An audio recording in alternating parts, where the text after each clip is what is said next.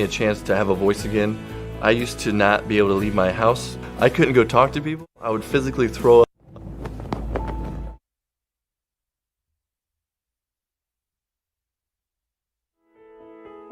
My name is Richard Casper.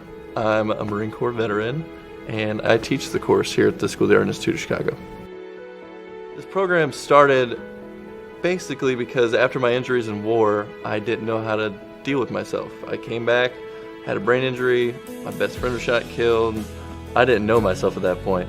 Art has helped me by giving me a chance to have a voice again. I used to not be able to leave my house. I couldn't go talk to people. I would physically throw up and get sick. If you could be 0%, that's committing suicide, 100% being the best you can be. After the Marine Corps, after being injured, I was at probably like a 9 or a 10. And after the school, I was back to like 85% me. For people who may struggle like I did and didn't want to break out of the house and be like, I'm not sure if this is going to work, I just want them to know my story and be able to come out here and learn with other combat vets how to do art. And if they're looking for one more way, if they just come out here and give me a chance, it's going to be worth it. What we were aiming for is to express what we were dealing with, when we were deployed and during our military career, where we literally get out of our element, go on this kind of like alternate reality to go back in time, think about what we went through, and express it to other people. Just being exposed to different concepts of art, like at the museum and some of the contemporary art we saw, that's what influenced me to try doing a performance piece for my last project. The opportunity to be at the school was just phenomenal. It was amazing. At lunch, we could go and wander the halls of the museums, and that was pretty awesome. I think the hardest part was actually talking about what I've been through. It was easy talking to Richard because he is a combat veteran and he has been through stuff I've been through. And my job was to, go find IEDs or find landmines or anti-personnel landmines and take them apart. And little did I know, I was putting that stuff inside me. At first, it's a little hard to let yourself become vulnerable. You won't really know what to do right away. It takes a couple days. I know for me, it took a week. Being surrounded by a bunch of veterans that know what combat feels like, knows the after effects of combat, knows how it feels to come home. It was really comfortable being here. They're going to come to class like normal college students, treated like normal people that know how to be like, I can be in college, I am a normal person, and I can live like everybody else lives. If even one of them chose to go to college and study art and has that artist brain to where it saved them, it's totally worth it.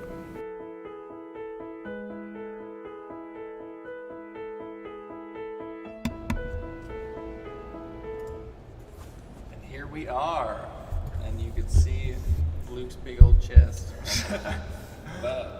We have some people in the chat, but we can let some more people get in. This is our very first Giving Tuesday stream coming to you live from Nashville, Tennessee. I have my buddy Luke Pell over here, who's also, if you want to follow his Instagram, he's live streaming this. He's going to be working out here in a little bit. Yep. But I wanted to make sure, and can the Instagram people hear us all right? Just got to make sure they're all good.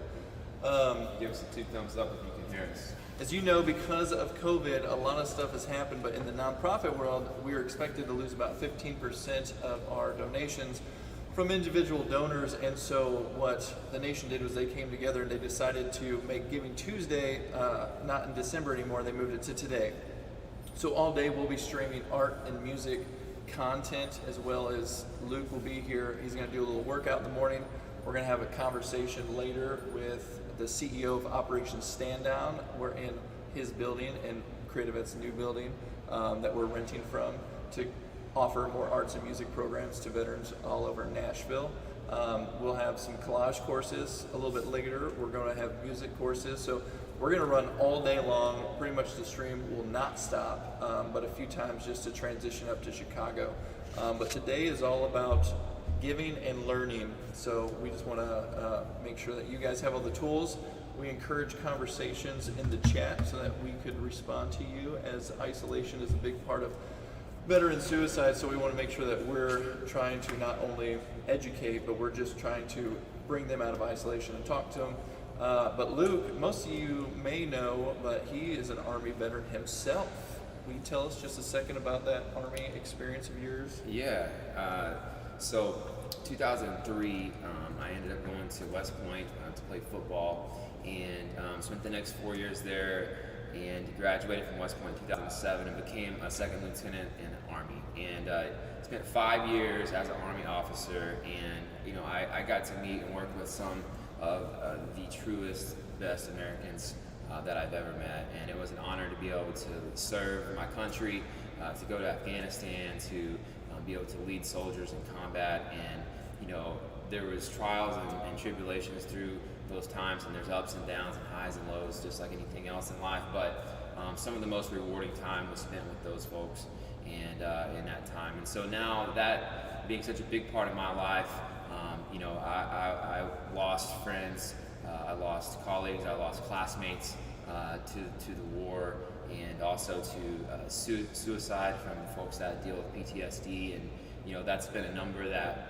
folks in the veteran community have to deal with, is that over 20 veterans a day are committing suicide. And so we have programs like CreatiVets that come and lend a hand to help them get back on their feet, if it's psychologically helping them, if it's physically helping them, however we can do that. And then specifically with CreatiVets is through the arts and music. And so until the day I die, I'm going to be an advocate for veterans and giving back and helping. And so we appreciate everything that CreatiVets does and everything that you guys do out there watching to help support CreatiVets and all the veterans that run through our programs.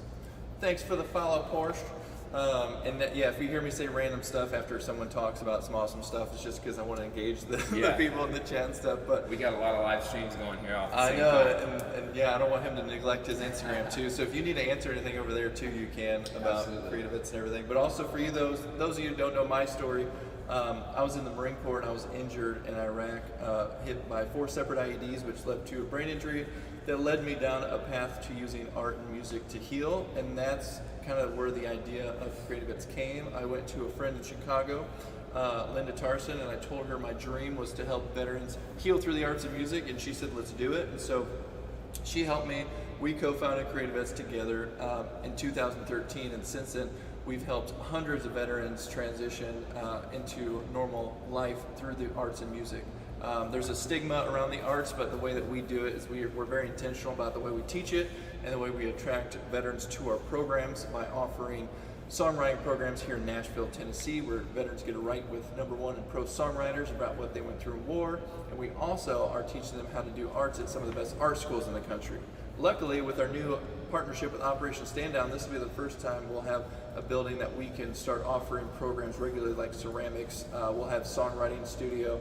We're going to have a streaming studio. We're going to just offer so many programs to veterans here in Nashville, as well as the ones that we bring in from around the nation. But we want to thank Luke so much, because from day one, he's just been like, when COVID hit and we knew we couldn't do person-to-person programs anymore, I went to my team and I was like, we just need to start streaming. We need to help veterans with isolation. But we need to have fitness involved with this, because fitness was another thing that really changed my life. And being healthy right now, especially with people being stuck, is so important. And I reached out to a bunch of other people who you'll see all today, who just dropped everything and donated their time. And Luke has done a workout stream every Friday since we started. And so today he's going to do the same thing. He's going to do a little workout here in a minute. But I wanted to talk just a little bit about how we met, because it's kind of crazy in this. Nashville's such a small town, and almost every partnership we've made through CreatiVets and through our friends has just been just so random. And so if you want to talk a little bit about that, and also if anybody's donating over there too, we want to say thank you for donating.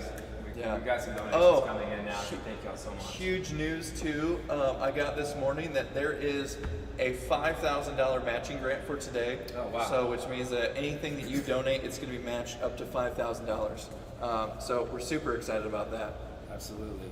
Yeah, so to talk about how we met, 2015, I had just moved back to Nashville after getting out of the military, and I wanted to be an entrepreneur and pursue songwriting dreams and be back in Nashville. And we were at a organization here called Dinner for Dreamers, And it's a bunch of entertainment industry folks that get together, and just there's keynote speakers, and they inspire each other, and they help with different charities around the Nashville area. And that's where I met Richard, through that program actually. And it was, just as soon as we had our first conversation, I was like, man, that, with both of our backgrounds, we had so much in common. I think that, you and I we knew from there and then on we're working together, and this was going to happen. And CreatiVets was still pretty much a very young organization at that time. And to see where it's come from 2015 and just 5 short years now is incredible. And it's really telling of the trajectory that it's on. There's so much potential and so much that it will happen here, and so much good is done for veterans. And we have so many great testimonies from veterans that go through these programs now that are they're real life stories. And so we'd like, for you guys that haven't heard of CreatiVets, go check out the social media channels. There's some videos on YouTube of these veterans that have gone through our programs with CreatiVets, and they tell their real story of what they go through and what they've been through, and the journey that they've had from, being in combat, being wounded, to now being able to talk about that, to tell their story. And so that's why I love this, and these 5 years have been just huge as part of development of my own my own leadership development, and my own ability to dig in and give back to people one-on-one. And sometimes that's through songwriting, sometimes it's through fitness and doing virtual Zoom calls and live streaming. But whatever it is, we're helping veterans at the end of the day. And so we always appreciate you guys that have helped out these veterans through CreatiVets. So, yeah, thank you so much, Luke. We really appreciate it, and you're gonna let us know what kind of workout you're doing today. Yeah, so today we're gonna go ahead and keep going with the workouts, 30-minute quick, short workouts that you can do from home for all of you that are still quarantined. And if you're not quarantined, these are still great cardio workouts to get in, burn some calories, get some muscle failure, and get on with your day while getting stronger and more fit. So we're going to do a quick 3 rounds of 25 reps. We've got elevated push-ups coming in this. We've got some lunges and some lower body. And then we have a little bit more shoulder work with some kettlebell swings and a cardio finisher for those of you that want to go do that after the stream ends. So again, it'll be 30 minutes. We'll be here chit-chatting. Thank you guys for being on here on the live. Thank you so much for these donations that have come in through Instagram.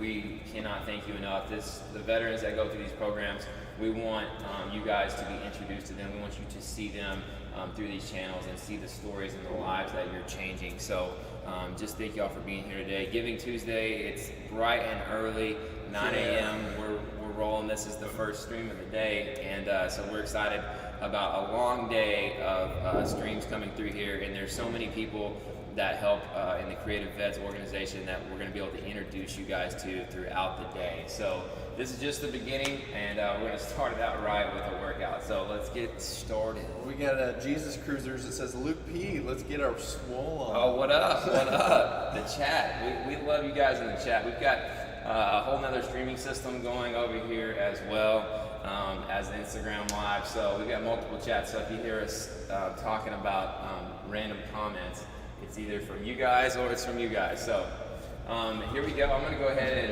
and get us started, get us warmed up. We'll be going for about 30 minutes here and get a little pump in. So let me do some camera shifting. I'll switch and this. move you guys over here so you can see. There we go. All right, over here, that works out. Cool. All right, 30-minute live workout. If you don't want to do it now, you can do it on IGTV. You can do it later. And then again, thank you guys so much for participating in Giving Tuesday and giving back to veterans and CreatiVets. So let's go ahead and get stretched out, because that is, when you're in your 30s, that's the most important part of a workout, is getting stretched. So here we go. Go ahead and spread your legs wide, and then reach down to one side. Get your hamstrings, your hips, your core, get everything stretched out, kind of get the blood flowing. I'm always reminded I need to do a lot more yoga because I am stiff. I can't even sit Indian style or crisscross applesauce, as they call it back in elementary school, because my hips are too stiff. Even cross my legs. All right, down to the other side. We're gonna get a little sweat in, a little sweat equity. We're gonna put it in the bank, in the fitness bank today. So you guys get ready. I know most of y'all are probably just laughing at me right now, probably drinking a cup of coffee, eating a donut, and that's fine. That is fine. But for those of you that are actually gonna do this workout, I'm proud of you. I'm proud of you. Again, if you want to do it later, you can find it on IGTV or through the CreatiVets stream, and you can do it later. So, all right. So now everybody, let's reach up. Keep your legs spread. Your hips stretched out. Now cross your fingers and to reach up above. We're gonna get our shoulders loosened up here. Try to bring your hands back behind your head as far as you can with your elbows locked out. Get our shoulders and our upper back loosened up. There we go. All right, now out in front of you. Cool. Now reach to one side. Yeah. A little stiff. Reach to the other side. All right. How we doing? Thank you guys so much. We appreciate y'all helping out, CreatiVets, helping out these veterans. It's hard to type and be on here at the same time, but we're doing it. What's up, Row House? Thank you guys for logging in. Kimberly, how are you? Thanks for being here. Watching from the UK. What's up? What is up? What is up? Good to see you guys. Mallory, hey. You gotta talk to the, I want to greet you guys. I'm gonna ignore you, so. All right. We are back on the stream here. Now, here's what we're doing. A lot of us have been on lockdown, on quarantine through this whole time, and you haven't had gym equipment available, and that is okay. You're going to do some exercises, do some movements that you don't need gym equipment. Now, I do have one set of dumbbells. If you have some at home that you got at Academy or Dick's Sporting Goods or something, that's even better. But you don't have to have them. So, I got one set of medium weight. For me, it's like a 40-pound dumbbell. And with those, we're going to be able to do lunges. I've also got kettlebell swings in this workout, which you can do with one single dumbbell. And then that's all we're going to need a dumbbell for. The other part's going to be body weight. That would just need an elevated surface like a coffee table or a chair or something of that nature to put your feet on and we'll do push-ups. So the workout is going to be, we're going to start with elevated push-ups. We're going to do 3 sets of 25. Then we're going to do 3 sets of 25 kettlebell swings, and then we're going to do dumbbell lunges, which will be approximately 25 reps as well, or 25 meters, whichever comes first. So let's go ahead and get our feet elevated. If you can't do an elevated push-up, that's okay. Modify it, do a normal push-up, do push-ups even down to your knees, whatever it takes. So I actually got a rolling off this chair today that we're going to do this elevated push-up on. So this is also another degree of difficulty because you can do abs with these, and what I'll show you, we're not going to do them right now, but because it rolls, it plays as an ab wheel or like a Swiss ball that you see people doing, pikes and those type of things where you can extend and use the wheels to roll and stretch out your abs. So right now, we're going to use it for elevated push-ups. First set of 25 reps, and begin. 5, 6, 7, 8, 9, 10, 11, 12, 13, 14, 15, 16, 17, 18, 19, 20, 21, 22, 23, 24, 25. All right, I'll let you guys finish that up. How we doing? Thank you guys so much for helping out CreatiVets. Okay. And thank y'all for logging in. I appreciate y'all. We're in the middle of Giving Tuesday, and we're also in the middle of our live streaming workout here at the CreatiVets office in Nashville. We had a question that says, Luke P., what was harder, graduating West Point or competing on The Bachelor? Wow. Equally as hard. We're both very difficult ventures. Alright, we're going to hit the kettlebell now. Like I said, if you don't have a dumbbell, you don't have a kettlebell, you can use luggage, you can use a case of water, you can use whatever you got that mimics weight and that you can do the motion with. So, kettlebell swings, 3 sets of 25. Try to keep your back straight, your shoulders back, your chest out, your chin up to keep the form. That way you don't pull a lower back muscle with the kettlebell swing. So, bring it down. Try to bring it up, and at both ends, let it be static for just a half a second so that you can get the full benefit of the exercise. And you're not cheating on the momentum. So 2, 3, 4, 5, 6, 7, 8, 9, 10, 11, 12, 13, 14, 15, 16, 17, 18, 19, and 20. I said 25, didn't I? I said 20, that's alright. That's alright. I want to do 5 more right now. Here we go. 21, 22, 23, 24, and 25. Alright guys, if you're actually doing this workout, great job. If you're just watching the Today Show and laughing at me do this workout, good for you too. Are there alternatives, like if they don't have the weights to do? Yes. Yeah, as I was saying, you lift whatever you got. You lift suitcases. Maybe, so you guys aren't too bored, put in the comments, what would you lift in place of the dumbbell? Maybe a case of beer, maybe, obviously kids, a dog, might get a little hard to do a dumbbell, do a kettlebell swing with a kid, but you can do it. Handle a gym beam, heavy ceramic sculpture. An office chair, we got that. We get the kettlebell swing that next. If you want to see that, we'll do that. All right, guys, you're doing great. Now we're gonna get into our first set of 25 lunges. So, like I said, these are dumbbell lunges. If you don't have dumbbells, it doesn't have to be. You can have one single weight, and to get the 25 reps in. So here we go. We got cinder blocks. All right, I like it. I like it. I like it. Your baby's over 20 pounds. That's perfect. Just baby swings all day. All right, I'm gonna do 25 reps right here.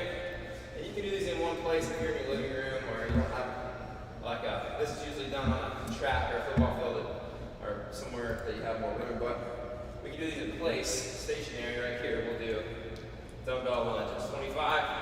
Try to get your knee down to the ground, but not touch the ground. And same as the last, keep your shoulders back, keep your chin up. All right. 9, 10, 11, 12, 13, 14, 15, 16, 17, 18, 19, 20, 21, 22, 23, 24, 25. Alright, we're done with the first set. First set of 25. Hope you guys are feeling a little bit of sweat start. Because I am. I don't want to be the only one. Alright, cool. What do y'all want to do after this? We're going back to the top. Second round here. Catch your breath. We're going to speed up the second round just a little bit. We're going to go from the elevated push-ups into the kettlebell swing into the dumbbell lunges pretty quickly. What's up, Tess? What's up? Ashton, good to see you. Good to see you. And my son, 1552. Oh, Maddie Mason. You just got a period in the middle of your name. Debbie, what's up? How are you doing? All the way from Canada. It's getting a little chilly up there this weekend, I saw.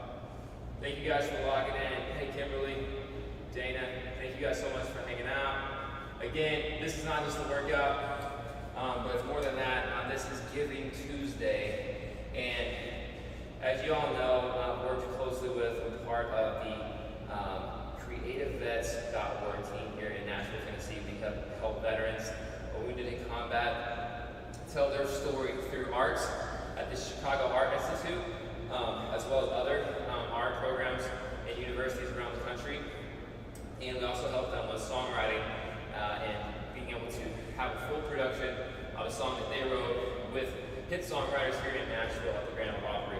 So your guys' donations and your time help support this program and help support these veterans as a way to fund these programs and let them go through these two things. So you directly are helping them tell their story through music and art and deal with PTSD and deal with what they went through in combat. So thank you guys so much. Lake Charles, Louisiana. What's up? We got another Canadian on here. What up? How are you guys doing? All right, cool. Kate from New Jersey. Also back to our CreatiVets stream. You guys let us know in the comments what you're lifting over there, because if it's not a dumbbell, we've got cinder blocks, we've got cases of beer, we've got cases of water, we've got tables, we got chairs, we got potted plants, whatever y'all want to lift, it's fine. All right, let's get back to our second round right here. Elevated push-up, get your feet up. If you don't have something to elevate your feet on, that's fine. You can do a normal push-up. We're doing 25 reps and begin.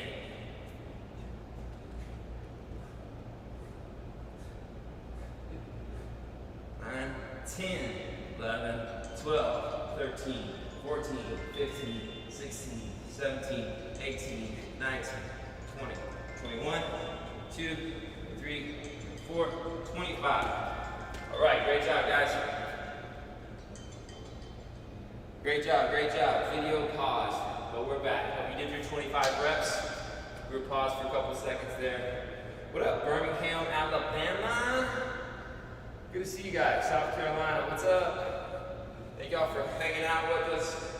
All right, we just did our second set of elevated push-ups, 25 reps. You want to get to muscle failure, you should start feeling a little bit of burn by now. So for the second set here, overhead dumbbell swings. Again, use what you got, get creative. You have a dumbbell, you have a kettlebell, that's great. If you don't, you still do the exercise. 1, 2, 3, 4, 5, 6, 7, 8, 9, 10, 11, 12, 13, 14, 15, 16, 17, 18, 19, 20, 21, 22, 23, 24, and 25. Killing it. Great job, guys. What up? What's up, Arizona? Laura. Thanks for jumping in. Miss Georgia. This is dangerous. Working out is dangerous. Yes, you're correct. You're correct. All right, here we go. Like I said, we gotta keep the pace up. We're gonna go ahead and get into our 25 lunges right here. Dumbbells if you got them. If not, you can do body weight on this, no big deal. The movements here, get the knee, 1. Close to the ground, without touching the ground. And try to engage your core throughout the whole movement. So you want to get the most value for your time spent doing this. So here we go. 10, 11, 12, 13, 14, 15, 16, 17, 18, 19, 20, 21, feeling some burn, 23, 24, 25. Whew. It's hard to stay deep on those the whole way up. Hey Lisa, how are you guys? Jonathan, what up? Good to see you guys. Thank y'all for hanging out. All right. How's our CreatiVets folks doing over here? Hope y'all are feeling some burn, feeling a little sweat. Got about 20 people watching you. Let's get it. Working on. Giving Tuesday. Thank you guys so much for hanging out with us. Not only are you helping yourself get some workout in and maybe taking care of some boredom on your quarantine, wherever you're logging in from, but we're also helping veterans today, most importantly. And now we're able to give back and support these guys straight through Instagram, straight through our other live streaming programs like Twitch. And we thank you guys, each and every one of you, for $1, $20, whatever it is, to help put these veterans through the art and music programs that we have with CreatiVets. So we appreciate y'all's help through this whole thing. So I'm gonna go back to the top, get our 3rd round started here. And we're getting elevated push-ups. You should be feeling some muscle failure through your upper chest. Engage your core and also your shoulders, your triceps. That's what push-ups, push-ups get forgotten about a lot at the gym, Planet Fitness or Gold's Gym, when you have all this equipment, you have all these machines and all these things are cool. But just a simple body weight push-up or elevated push-up at home, you can really gain a lot of dividends from that. So that's why for decades the Army had the Army Physical Fitness Test, which was the standard fitness test for all people in the Army. Was to do 2 minutes of push-ups, as many as they could do, 2 minutes of sit-ups, as many as they could rep out, and then they did a 2-mile run. So they could stay physically fit, test their fitness of all the soldiers with what they call the APFT. And they can do it anywhere in the world. You can do it in combat, they still do 2 minutes of push-ups, 2 minutes of sit-ups, and a 2-mile run, because it's a great test of your fitness. So that's why we're doing that today. I've done probably 1 million push-ups in my time in the Army, like every soldier has, and it's just part of life. So here we go, elevated push-ups, 25 reps, and begin. 6, 7, 8, 9, 10, 11, 12, 13, 14, 15, 16, 17, 18, 19, 20, 1, 2, 3, 4, 5. All right. Y'all finishing that up? Come on. Let's do it. Let's do it. What's up, you guys? And during your break, Dan wants to know what the hardest part just about the transition was out of the military. Okay, we got a question over here. The hardest part of transitioning from the military back to civilian life. And I think to answer that question real quick, it's different for a lot of different soldiers depending on their experience. Their experience with combat, their experience with their day-to-day units. And depending on what their position was many times. If you're retiring as a general, they still have a transition to make as well. If you're a private that's been in for a minimum of 3 or 4 years, and then you're getting out. So for me, I got out in 2012 after serving 5 years as a junior officer a lieutenant, a captain, and I was an artillery officer, and I went to Afghanistan. So that was kind of the recipe the Spartan's version of my career that I was getting out from. And I got out on great terms. I felt like I was ahead of the game. I was ahead of my peers sometimes in the corporate world that I went into right after, because we had been tested in combat. We had been tested in leading soldiers through change and all around the world. And so for me, it was tough getting out and re-engaging in a social life, I think, because I've been used to living by myself, for a couple of years in one city, and then moving to another city and trying to, make new friends in a new city or new combat post, and then I would get moved again by the military. So when I got out, I had to start all over again and, rebuild the social life, find new friends, learn how to just continue being single, because you never really feel like you can settle down because the military is always moving you. So everybody has different challenges, and so those were some of mine. And just getting back to a place where I felt like I was grounded and had my roots dug in deep in something, in a career and in a life that I loved. And so finally I made it back to Nashville, and that was all part of my journey through the military. I was always wanting to come back to Nashville, and I finally made it afterwards, and I've loved it and been blessed to be here and work with so many great people. So that's kind of a very specific story of getting out of the military, but some people have it much tougher than I did getting out, and that's why I want to give back and love helping veterans any way I can.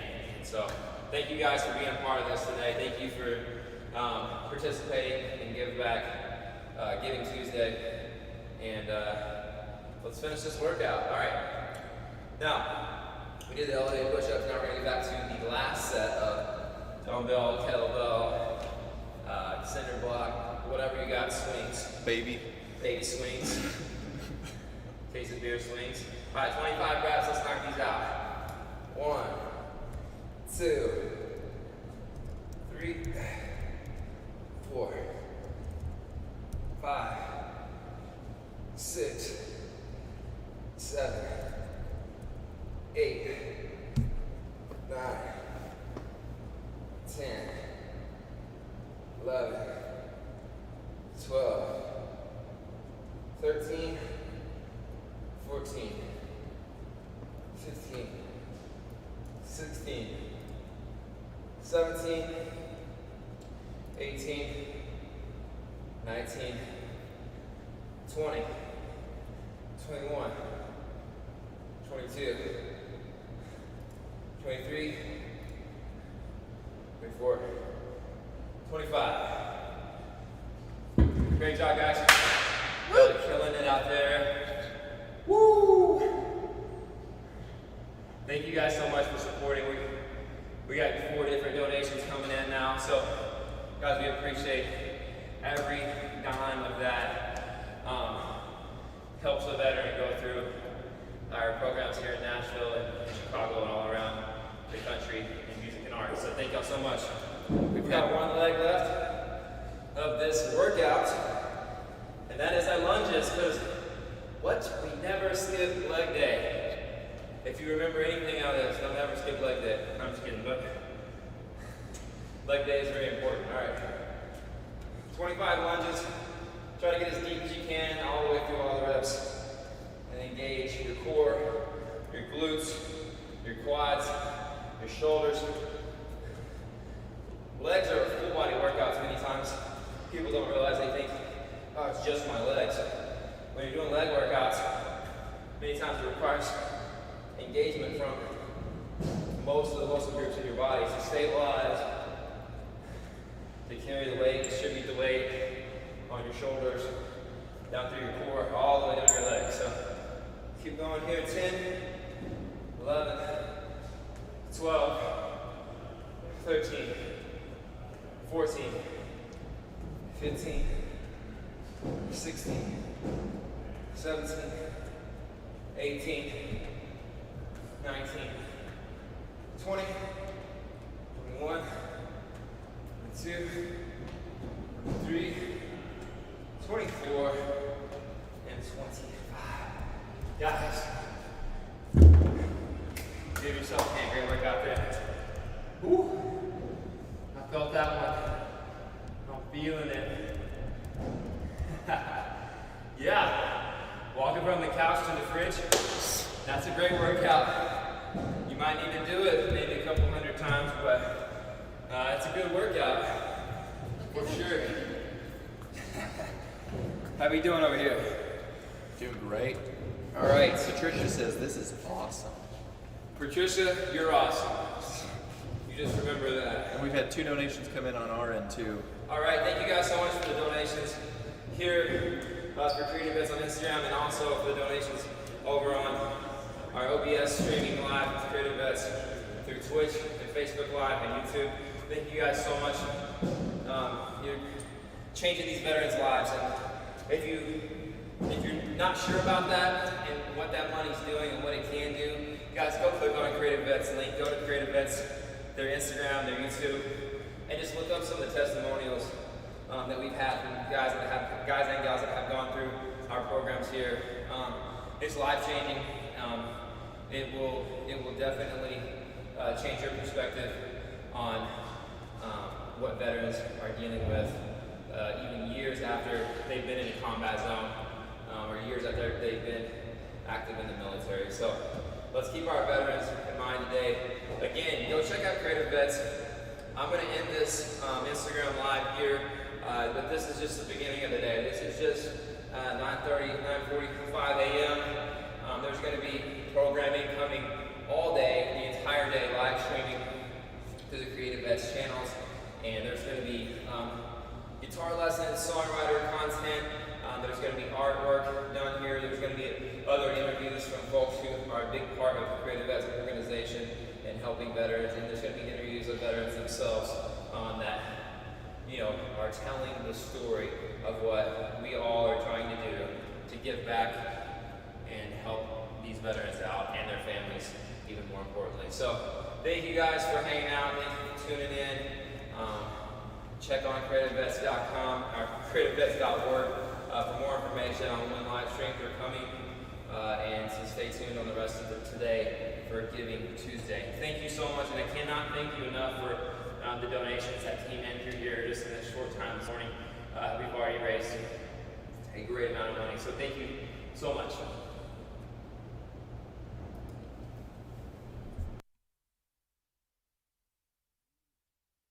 CreatiVets started back in 2013, but I think it really started back in 2008 when I came home from Iraq. I was actually referred by a friend. He just saw that I was very artistic and stuff like that. When I got injured and stuff, I was on like went really depressed for a while and stuff there. And a friend just saw that I was in like a depressed state, and he said, "Have you heard about CreatiVets? They have an art program." The veterans come, they tell their story to the songwriters then write their song and write a story for them to bring to the people that they maybe couldn't share that story with.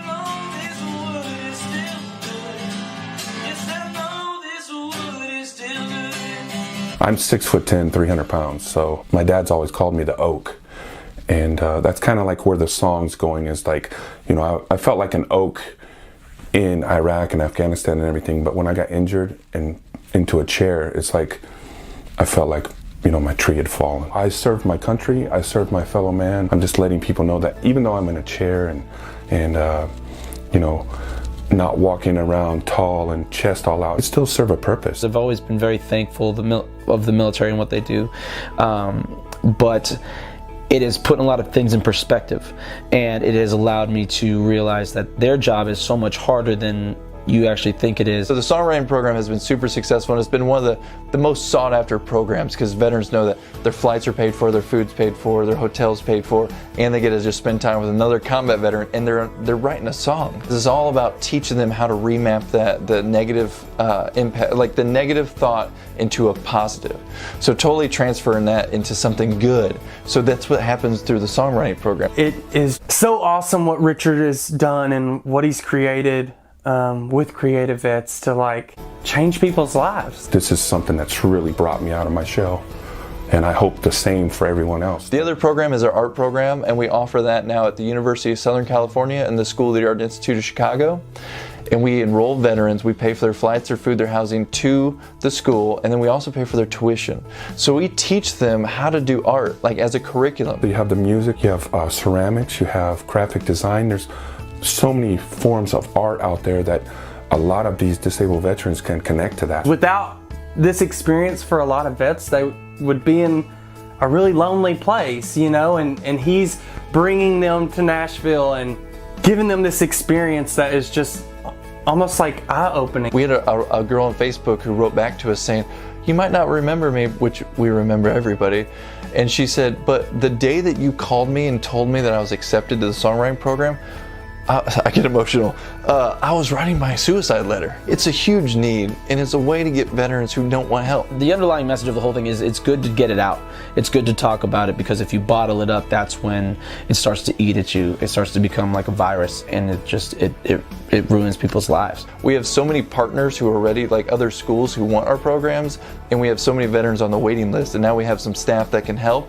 Problem is just the funding. That's our major issue right now. And to any veteran out there, just know that your story is important, and it's not only going to save you, it's going to save other veterans, because they're going to hear it and know they're not alone out there.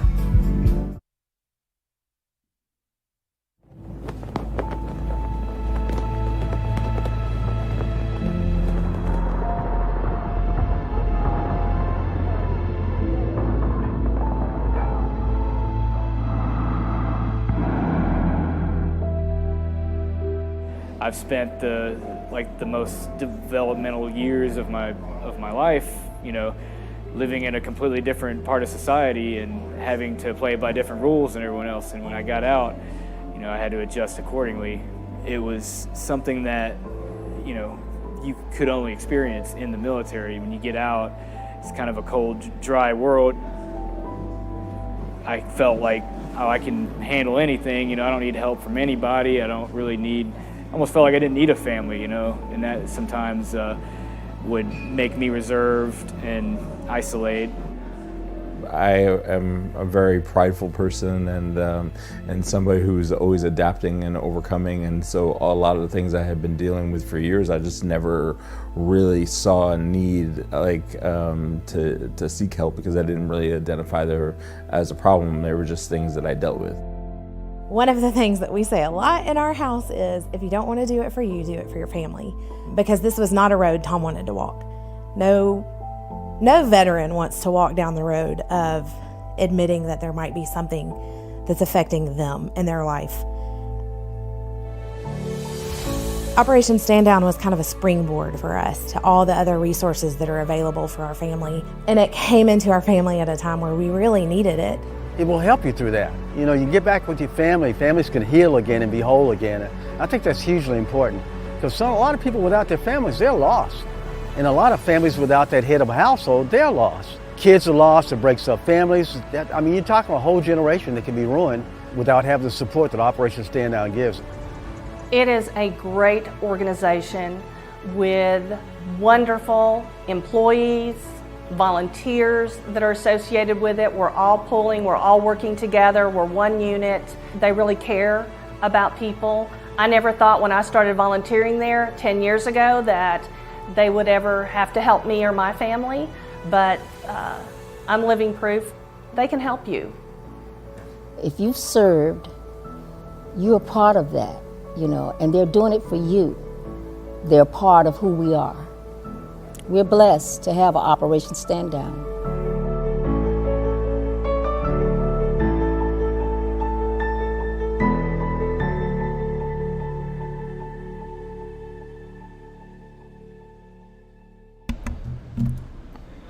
Let's see. We can move this back. We're back.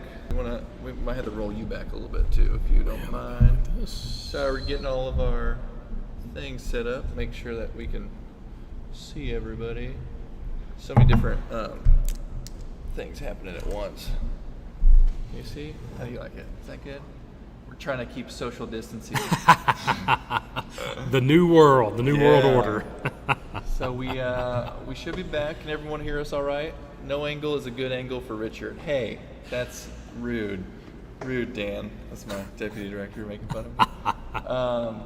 Well, yeah, if you guys just saw that Operation Stand Down video, just so you guys know, and you've probably seen by now, with all the logos and stuff, we're streaming on Operation Stand Down's Facebook page. We're streaming on CreatiVets' Facebook page. We're partnering up because in real life we've partnered up. So right now we're in the space that's attached to, I guess it's all Operation Stand Down's building. That's and right. This is one of the newly renovated spaces that you guys have had. And I've been looking for office space for a really long time, affordable office space, because CreatiVets is still a small to medium nonprofit. But I've always wanted an area where veterans could just come in and work on art and write music and just kind of have that free space, and we've never had that before. And during my search, I saw Operation Stand Down had a place for lease, and so I was like, well, it's probably too expensive, but I'm going to call John and talk to him about it. And it was just, I told him what the budget was, and I mean, they went above and beyond to help support us, because I think they see a lot in what we're doing. But just they saw that video. If you want to start with just talking a little bit about maybe the history of Operation Stand Down, what you guys are offering now, and then we could talk about our partnership. Yeah, terrific. And just real quick about our partnership. I mean, I cannot be more excited about today. I mean, I wish the COVID thing wasn't going on. That definitely has cast a dark cloud across everything, across our community. But we need good news. Oh my gosh, yeah. And we do. And this is good news for today. So yeah, we'll talk a little bit more about that. Have not stopped serving. And and that's a great thing for CreatiVets and what you all are doing, streaming this great, fantastic content to keep veterans engaged and productive and focused on something positive and healthy. And we're still open for business as an essential operation. We have modified hours, but we're still receiving veterans at our service center, keeping our staff safe. I mean, the number one thing for me that we've accomplished is that none of our team have tested positive for COVID. We haven't had to screen any veterans out from services due to that. And the veteran residents in our transitional housing program have not tested positive. So, mission first, people always, That's man, awesome. and we're leaning right into that. So, but yeah, so, we've got about Operation Stand Down, and it'll lead up to our partnership. We've got a 2.14 acre campus here at a fantastic location, Midtown Nashville. So highly visible, highly accessible to folks all across the upper middle Tennessee region particularly, and you all fit our vision for what we're looking to accomplish here. We were here originally just as a tenant in basically an old strip mall that had a Piggly Wiggly, Save-A-Lot type of grocery store, man, and a little Cricket phone store. That's what people reference. I haven't been here long enough, but people will be like, wait, is that where the old Piggly Wiggly was? It's like, I'm probably, I guess. Oh, that's right. No, it was. And I'm a native Nashvilleian, so I remember driving, up and down Edge Hill in the past. One of my first jobs out of school, and as I was getting established, and I was in the National Guard and all that, and but I was a little courier for an ad agency back before we had internet. I mean, you had to actually physically deliver artwork, for it to get produced and made. And so one of my routes was up and down Edge Hill, and I remember seeing that old Piggly Wiggly. And man, if you had told me back then that I'd be working in this corner doing what I'm doing today, I'd have thought that you were smoking crack, or something like that. So, but this is just a fantastic location, and we own the property. We've paid it off. We've retired that debt. We've invested in our service center, great to the fantastic support we're getting across from the community. You all are our first tenants in this building, which to me is setting the standard. You all are helping us advance our mission for veterans.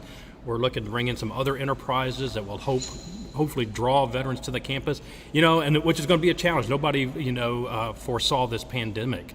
And so we've got a lot of questions, as you all do, because you all are often heavily event-driven. Are people going to come out for stuff, and so we're hoping people will come here, can come here in a safe way, feel comfortable. We've got Curb Victory Hall going up here on our property, 39 units of affordable housing for veterans and their families, includes 2 bedroom apartments and all that. So, and we're also in the heart of a great, vibrant community that is revitalizing like crazy between the Gulch and downtown Nashville, 12 South areas you head out of town, both very, very high energy locations, and we're right in the middle of that. It's all coming our way. So it's just an exciting time and an exciting place to be. So, that's so awesome. Yeah. And just some people chatting on here. There's a Chester Nelly says it's awesome planning a vacation in Nashville now. Well, heck yeah, when you come down here, you can come into these spaces, and especially if you don't have to be an artist or anything to learn any of the skills that we want to teach you, songwriting, arts, any of that. But also Operation Stand Down is always open during the days in helping veterans, especially if you want to, when people come down here, they end up moving down here. So they'll help you with the job. They'll help you find that job that you need to keep your family down here. And then who else was, thanks for all you do. Well, thank you guys for your support on Facebook and through what we're doing. And remember, today is Giving Tuesday. And although obviously CreatiVets, that's for money, Operation Stand Down as well needs your help because they're helping people like us who are helping expand the program. Exactly. And like John was saying, CreatiVets is we consider ourselves preclinical. Out of the 20 suicides a day, there's 14 veterans that don't seek help, and so if they're not seeking clinical help, what can we do for them? So a lot of the programs that we offer, we pull veterans in from around the country to seek music, to seek arts, and our big mission is to hand them off. We don't want to just keep them in that space. We want to say, okay, now here's how you go get a job, and here's some clinical treatment if you need that next step. And that's what's so awesome about Operation Stand Down, is all the veterans that you already serve will now have access to all of our arts. And I'm super impressed also, by the way, when I first moved to town, came to Operation Stand Down, we talked a little bit about what was happening, but man, when I reached out 2 years later, the amount of stuff that you guys are doing with the Victory Hall and with this new space, and I think a lot of nonprofits die off because they can't adapt to the situations and they kind of stay in it. And because how long have you guys, 25 years? Oh man, no, I tell you what, we are going on 27 years. 27 years. As a nonprofit operating here in Nashville. And you're right, you've got to be agile, you've got to be adaptive, you've got to be innovative. And that's what the last 5 years particularly have been about, really the last 6 or 7 years. So we started 27 years ago, and we had a singular focused mission of serving chronically homeless veterans, most of whom were from the Vietnam War era, although that wasn't necessarily the exclusive population, but that's who tended to make it up. And that was on the tail end of a huge increase in homelessness writ large across the country from the 70s and the 80s, probably the largest increase in homeless individuals since the Depression. And veterans were way, way overrepresented among that population. And so we were born out of crisis. And that's what we did, Richard, probably for our first 20 years, is we were focused almost 100% on chronically homeless veterans. But about a half dozen years ago or so, we began seeing more veterans coming to our doors who said, man, I just need some help with my transition, or I've never connected with benefits, or, I'm looking for, I'm not in the right place in a career. And a lot of these too were post 9/11 veterans. We were just starting to begin to grace our facilities here. But they didn't qualify for the resources we had for chronically homeless veterans. So they were very specific services we had, and they were very restricted. And our board and my predecessor, our founding director, Lieutenant Colonel retired Bill Burley, they sat back and said, we see a sea change in the right. It's always, do your McCoo, man. You're constantly analyzing the battle space, and they could see that there was a change going on and the need out there. And they said, look, we can either stay doing what we're doing and be ready for veterans when they're homeless, or based on what we're seeing right now, we can take this opportunity and help veterans with their transition, or help those that are on the cusp, of having some hard times, and prevent that from happening. So, like veterans do, right? It's like, hey man, let's not only let's solve the problem, let's prevent the problem. Showed great agility, we say, hey, here's how we're relevant to today's veterans. And so we made that shift. And so just 6 years ago, 100% of the veterans we served were chronically homeless. Today, both in our Nashville and Clarksville service centers, between less than 30% of the veterans we serve are chronically homeless, and we served nearly 3,000 individual, unique, unduplicated veterans in 2019. So the good news is that we're growing, but we're growing in ways that are helping veterans make productive transitions into the community, or prevent them from going off the cliff into homelessness, while we're keeping a handle on homelessness and not letting that grow, and not abandoning the homeless either by any stretch of the imagination. We still operate our transitional housing programs, and we are still helping veterans get rapidly rehoused when they find themselves in need. Yeah, and that's so smart, because I think that's what a lot of people miss, is that when you're focusing on the homeless problem, they stick to what's happening right now. They don't say like, hey, what if we would have helped them transition out of the military? Would they be in this situation? So it's so good that you guys did that, because that's probably the best approach I think anyone can take. So kudos to you, and 3,000 veterans is pretty amazing. I'm hoping through our partnership and continued partnership through other organizations that just keeps doubling, because We expect it will, yeah. It's definitely going to double our numbers from being a part of this operation, because we're going to be offering separate programs to just Operation Stantown veterans as they come through, but we're also just going to have an open door policy too for veterans who want to come in and just learn the arts, because as we build out this space, you can't see it right now because this thing's blocking. Actually, let me move it just a little bit and I'll move it back, because it's You need help? I'll just do this so people can see. Look at that. Look It's at beautiful. all that space. Isn't that beautiful? So crazy.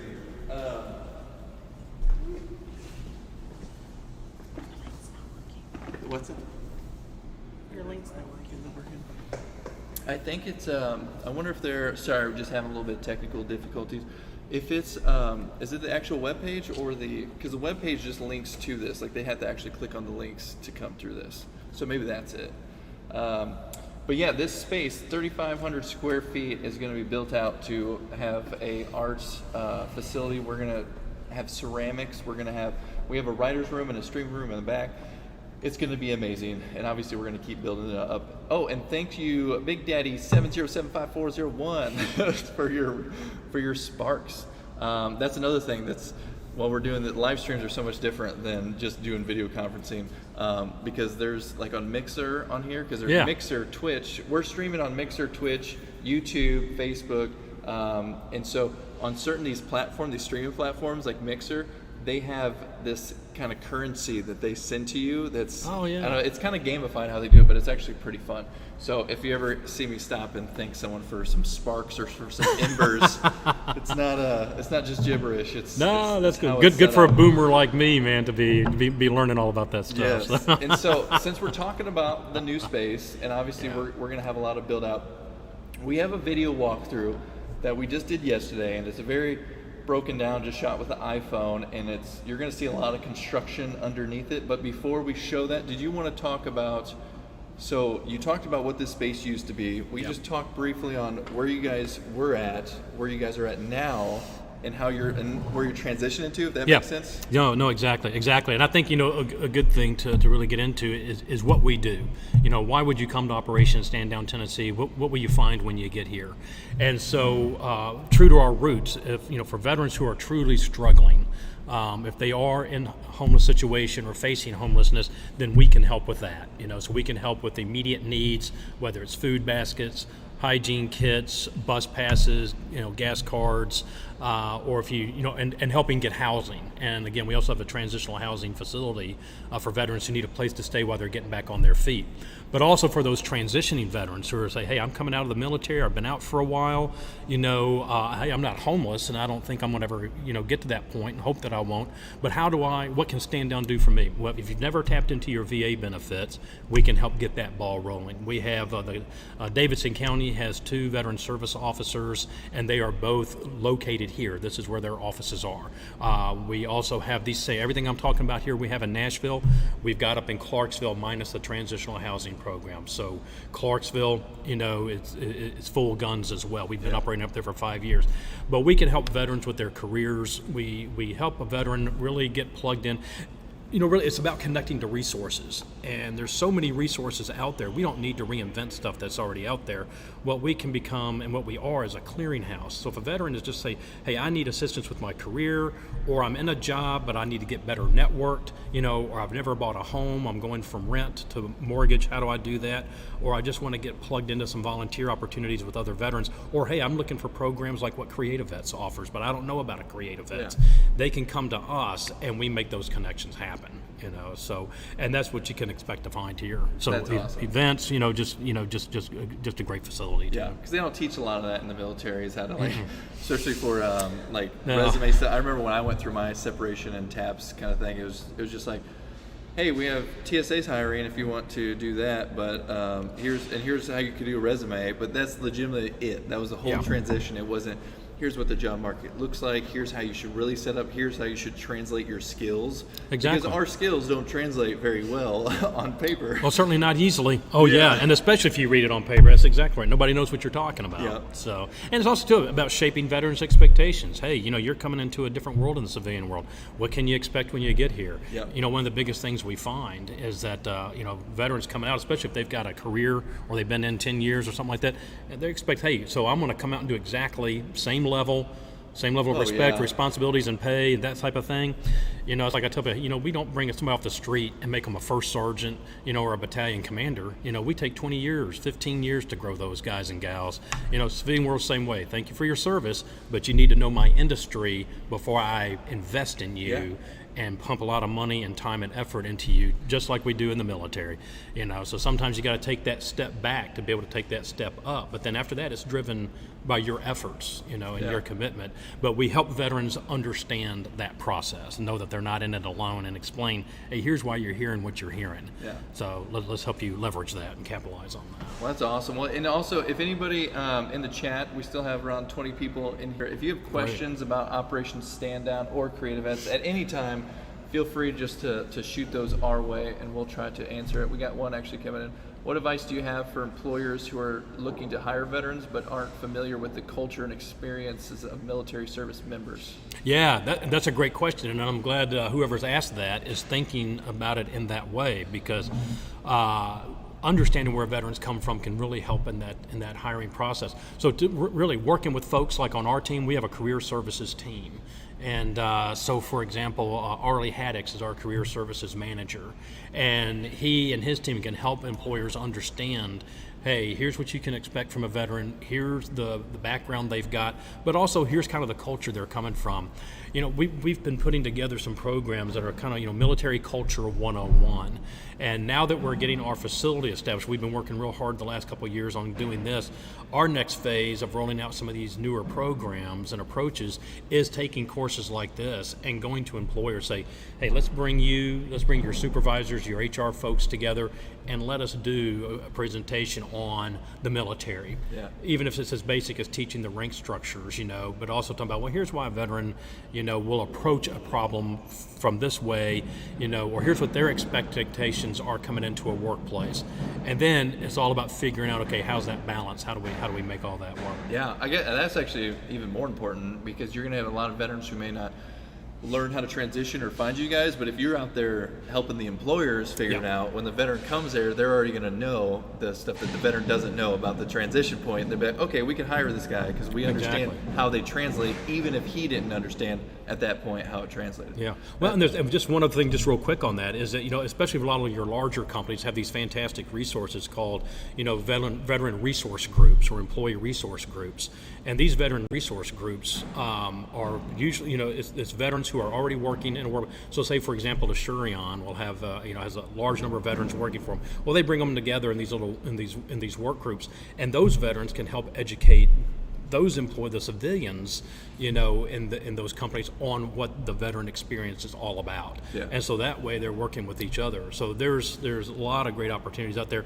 And Nashville has a growing and thriving at the level it is, but a lot of opportunity to continue to grow and continue to build a lot of momentum in our veteran resource groups. And there's a lot of Veterans Corporate Council, Charles Spence and Dan Collins and their team here in Nashville. They're doing a great job, trying to build those groups. So a lot of that stuff can happen organically within the larger corporations. Smaller businesses, I think it might be a neat thing. This may be a challenge out to the VCC is, how do we put something together in the way of a veteran resource group for smaller companies that we can help bring this kind of information to them.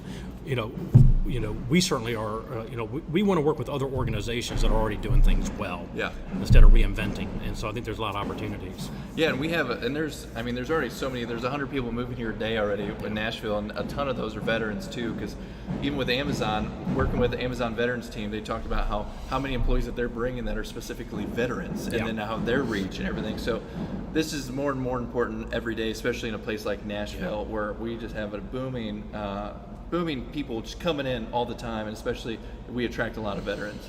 Catherine says she loves Operation Stand Down. Oh, terrific. We love you, Catherine. Thank you. Thank you. We love our veterans. So where are you? Because obviously people who've drove by, and again, this location is is insane. It's 12th and Edge Hill. 12th Avenue is like one of the hot spots in Nashville, but it just pairs up to Music Row, which is where we operate out of. Yep. So this is just in a beautiful spot.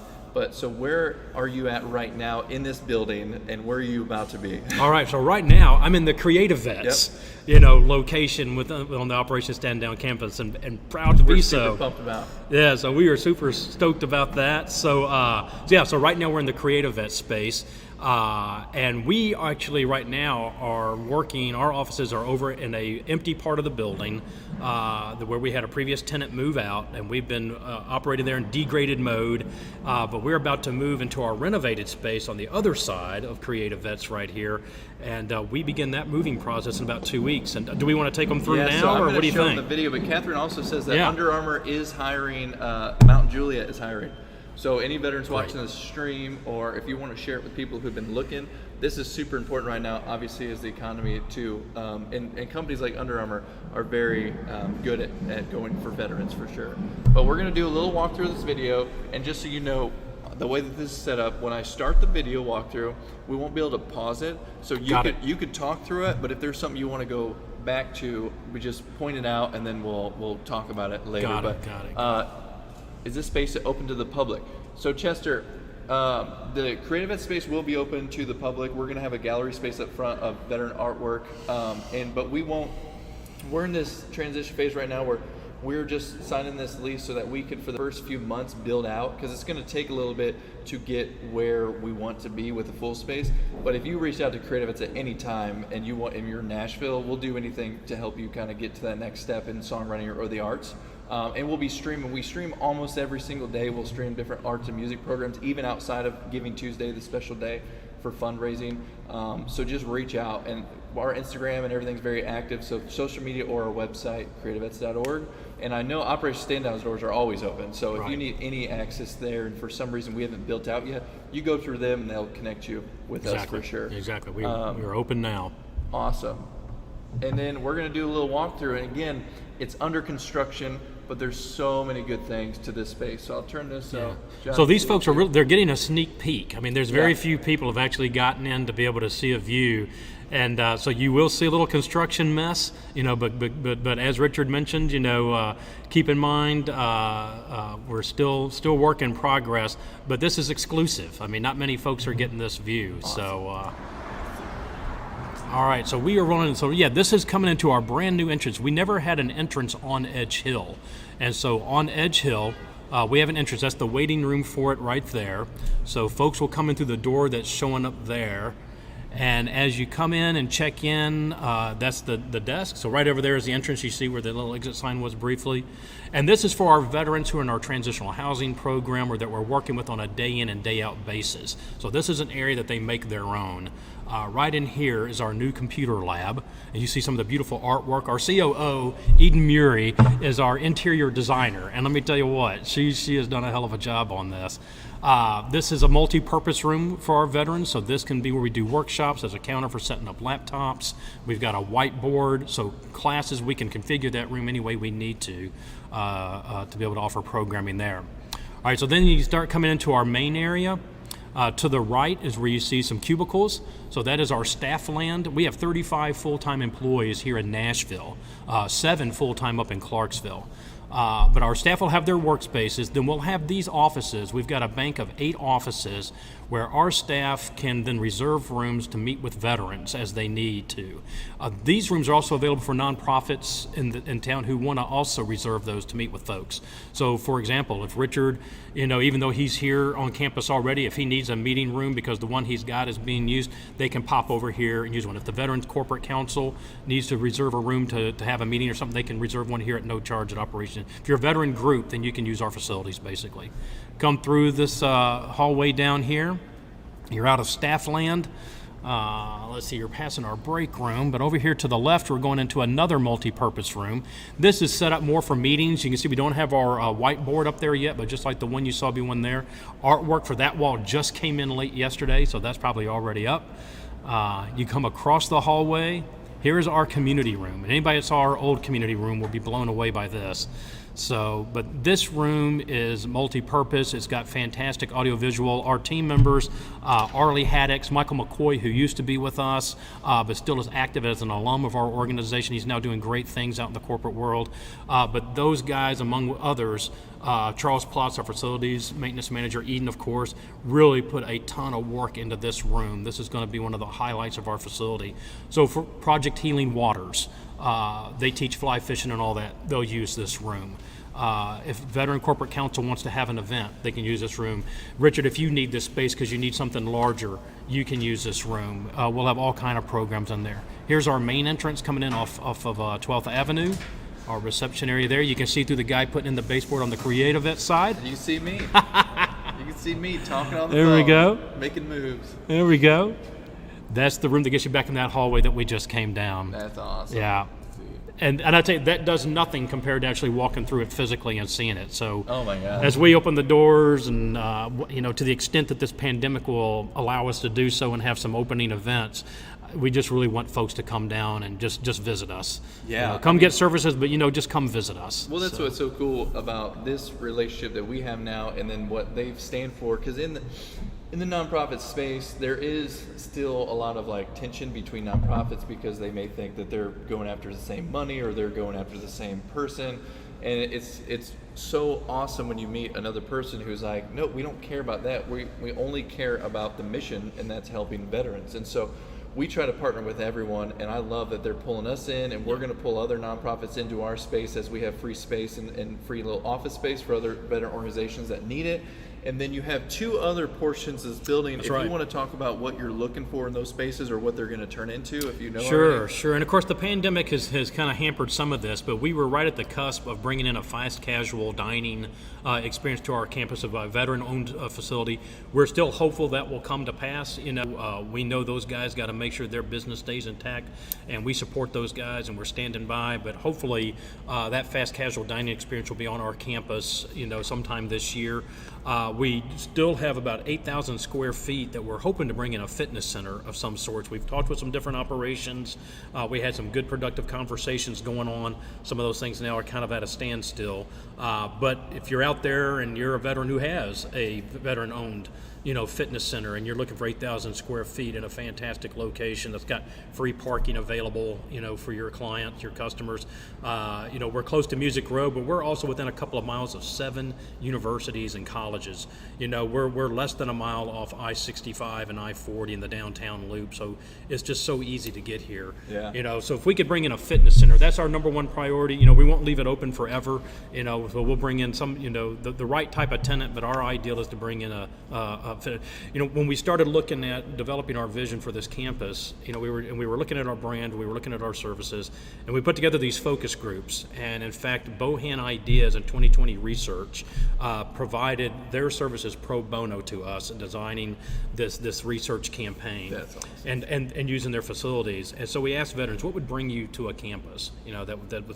And so besides services, one of the things we heard was, man, I just want a place where I can go, drink coffee, have a brew, drink, hang out with my buds, and work out. Yeah. And we can do that. And then I thought even later, it was some time, because which is constantly turn over my mind. I thought, man, that dude just described a 5, minus the beer, right? Yeah. Minus the beer, general order number 1. Won't be in effect here, but I thought, we can do that, and that's a comfortable environment. And you know what? That's also a great asset for the community, because this place is not just for veterans. This is also for the community to come. Yeah, they can't use some of our services, but as we have fast casual dining and we have a fitness center, we want the community. This is about connecting veterans, not in isolation to one another, but as part of the neighborhood, part of the civilian world. We got to be part of this community. We bring so much to this community, and the community brings a lot to us. Yeah, and what you're doing is you're bringing veterans to other programs. So with those 14 that don't seek help, one of those is going to be like, well, I work out, so I'm going to join this gym. Exactly. And then they're going to keep passing CreatiVets and Operation Stand Down. They're going to come into CreatiVets, work throughout our programs, and then be like, okay, I need help to the next level. And then they're going to Operation Stand Down, get a job. it's going to be like a one-stop shop, I feel like, and we're going to do so much more good by pulling these veterans in through these workout and food kind of areas. But one of the guys on here, Dan, says 2 words: golf simulator. So, I hadn't thought about that, man. Maybe like an indoor Top Golf. That'll pull some veterans in. Just carve out a section for Dan for his golf simulator. There we go. All right. That's I like awesome. Well, today is Giving Tuesday again. Nationwide, they moved it from December to now because COVID is supposed to hit nonprofits pretty hard. The research that I've seen is 15% from individual donors will be lost over the year, and up to 50% from other companies, because obviously they're struggling through their partnerships and their sponsorship. So Giving Tuesday is a way for you guys to give back if you can. So you could donate at Operation Stand Down Tennessee or CreatiVets.org. And if anybody has any more questions for us, we're gonna send it off with. So you talked about Nashville and Clarksville. When we first started this, we played a video from your Nashville campus, and now we're gonna play a video from the Clarksville before we leave. But also, for the people who may be joining us, because it's getting close to the 10:30 time frame, we've partnered with Wayne Brzezinka. And let me see, I'm going to pull up our webpage. Well, actually, I don't even know how to use it in here. I'm not technically savvy enough. But I was going to pull up the list of the schedule for today, because from here on out, it's going to be a lot of awesome arts and music and different kind of classes. So we have world famous collage artist Wayne Brzezinka, and we've partnered with, kind of like what Operation Stand Down is doing with us. For this next stream, we've partnered with Camp Corral and the Third Star Foundation, which both help children of fallen, ill, injured veterans. And like Camp Corral, they're not able to do their camp this year. So what we're trying to do is offer some of our programming for them so that those kids could still start learning how to use the arts and music, and give some time for the parents to either work with them or even just to have a little break while they work. And so Wayne Brzezinka will be here in a little bit. So after these videos, when it pops back up, you'll see me and Wayne, and we'll probably be setting up his space. After Wayne goes, he'll be going about an hour and a half doing this collage artwork.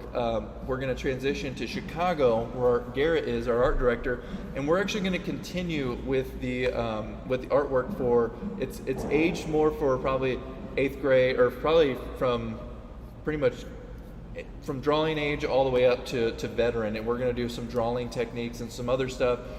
Then we're going to come back down to Nashville, and we're going to do songwriting. And so we have a songwriting instructor that John knows well, Rick, who he started the songwriting program at Belmont University 20 years ago, and he has the #1 from George Jones, and he has multiple other hits.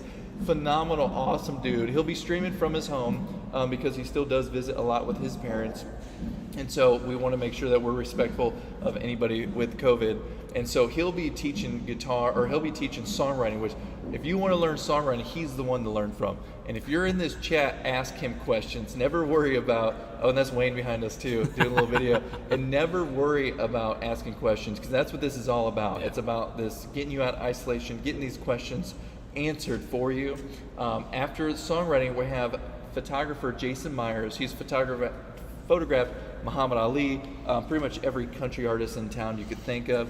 And he is going to, if you're a veteran and you're in the chat and you want to send your photos to our Instagram, if you do portrait or lifestyle photography, he's going to consult 3 veterans artwork if they're trying to get to the next level. And that, I mean, most consultants charge up to $1,000 to consult just on your portfolio, and he's going to do it for free live on stream. But you have to send us those photos by noon to be selected, and we're going to select 3 people to go. And throughout the day, we'll have some more stuff that we'll talk about. But I'm going to send us off, unless you have anything else to sign off with. Operation Stand Down. We're going to play your Clarksville video, and it's so awesome strategically. You've been placed in Clarksville, where the veterans are transitioning out Exactly. And we'll play one of our videos again, but stick around, because when we come back, it's going to be Wayne just tearing it up. So get your collage materials ready. Anything you can find in the house. Pretty much, you need glue, you need some magazines, you need some old war stuff, medals, whatever you got. Just get those ready, and we're gonna move on. But here is the video. So if you want to say thank you or anything. Yeah, no, absolutely. And definitely tune in for Rick. He's a Navy vet, an awesome dude, so authentic, so accessible. And Richard, thank you for this opportunity. We're so proud to have you guys here and appreciate this time on your stream. And for all you folks out there, hey, we're still humping it. We're still in business. And come get connected with us. Awesome. And we've already had 6 submissions for the photos. That's freaking awesome. Okay, well, we'll see you here in a little bit. Stick around and just keep bringing friends in. Do watch parties. If you're on Facebook, whether it's Operation Standout or CreatiVets, you can do watch parties to specific groups. So if you're in a veteran group, all you have to do is go to our page and then click share or go to watch party and then send it into another group. And what that will do, it'll project our live stream into their group. So anybody in the group will see it. We just want to pull more veterans in. Today's kind of, all of our streams are typically very, very in line with just helping veterans through arts, through music, but we also, because it is Giving Tuesday, we're asking for money. So throughout the whole day, we'll kind of be doing both, but know that when we stream normally, we never ask for money. I mean, it may pop up in the side screen for anybody that comes in here, but we never push for it. So know that you're gonna come in and get these programs unmarketed for foundation money. So thank you all again. We're gonna play this video and then you'll see Wayne when we come back. Our whole lives, that's all we did, we just pick up and go, pick up and go.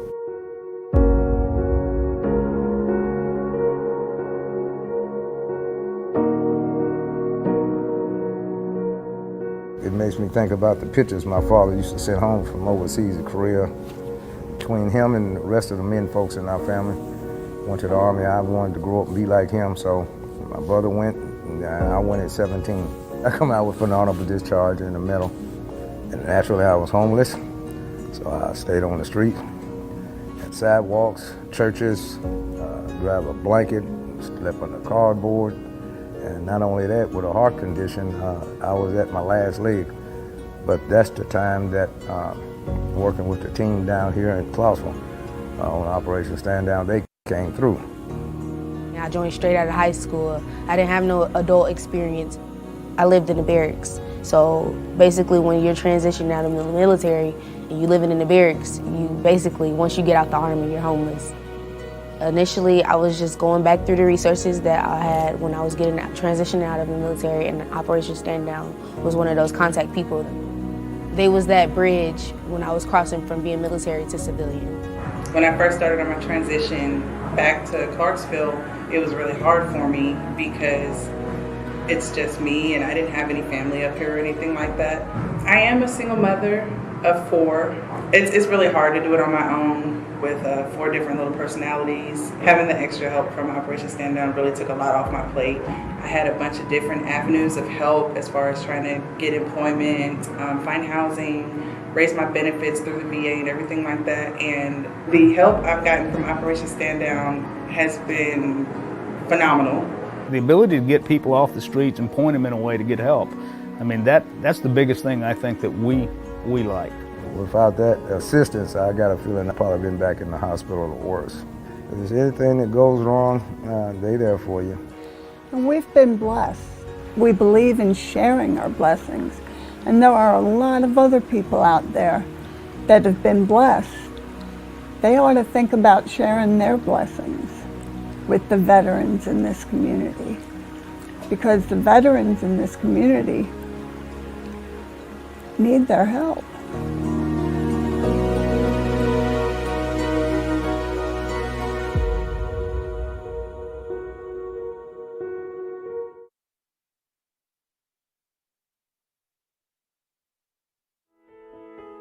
My name is Richard Casper. I'm a Marine Corps veteran, and I teach the course here at the School of the Art Institute of Chicago. This program started basically because after my injuries in war, I didn't know how to deal with myself. I came back, had a brain injury, my best friend was shot and killed. I didn't know myself at that point. Art has helped me by giving me a chance to have a voice again. I used to not be able to leave my house. I couldn't go talk to people. I would physically throw up and get sick. If you could be 0%, that's committing suicide, 100% being the best you can be. After the Marine Corps, after being injured, I was at probably like a 9 or a 10. And after this school, I was back to like 85% me. For people who may struggle like I did and didn't want to break out of the house and be like, I'm not sure if this is going to work. I just want them to know my story and be able to come out here and learn with other combat vets how to do art. And if they're looking for one more way, if they just come out here and give me a chance, it's going to be worth it. What we were aiming for is to express what we were dealing with, when we were deployed and during our military career, where we literally get out of our element, go on this kind of like alternate reality to go back in time, think about what we went through, and express it to other people. Just being exposed to different concepts of art, like at the museum and some of the contemporary art we saw, that's what influenced me to try doing a performance piece for my last project. The opportunity to be at the school was just phenomenal. It was amazing.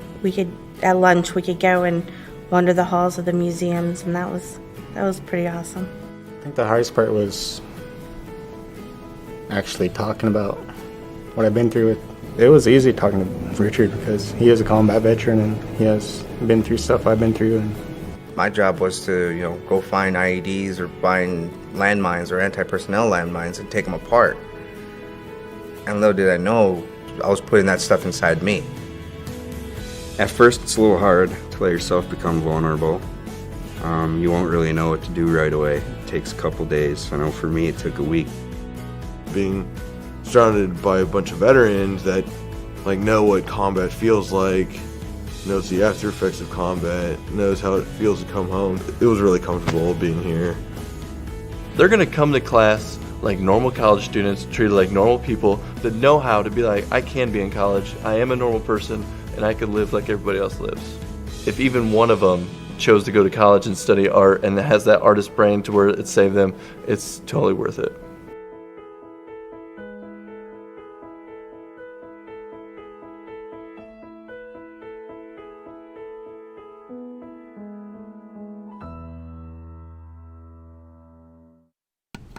Hey, we're back. Told you we'd be back with Wayne. We're trying to do some setup stuff right here. We want to make sure that everything is quality so you guys can see what he's doing at home. Let's see.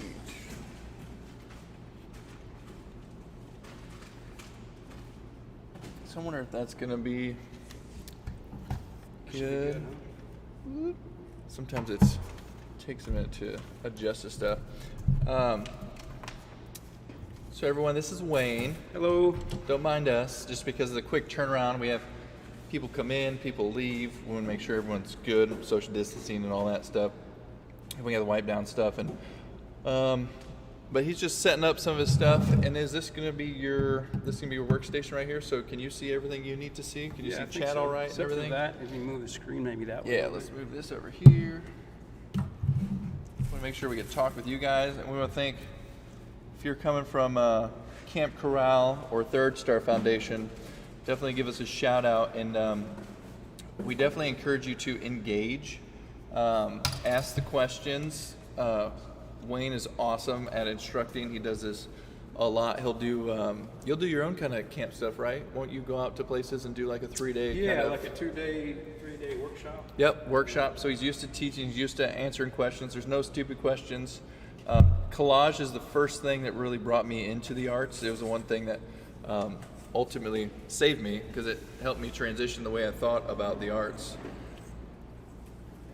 But I'll let you, if you need me, I'll kind of be your camera guy when we start. So you just let me know if this is good. So we got lots of folks tuning in already, huh? Yeah, we almost have 30 people. All right. So let's we can come down a little bit. Good morning, everybody. So we get your hands in the space. Oh, Here we wrong go. way, this way.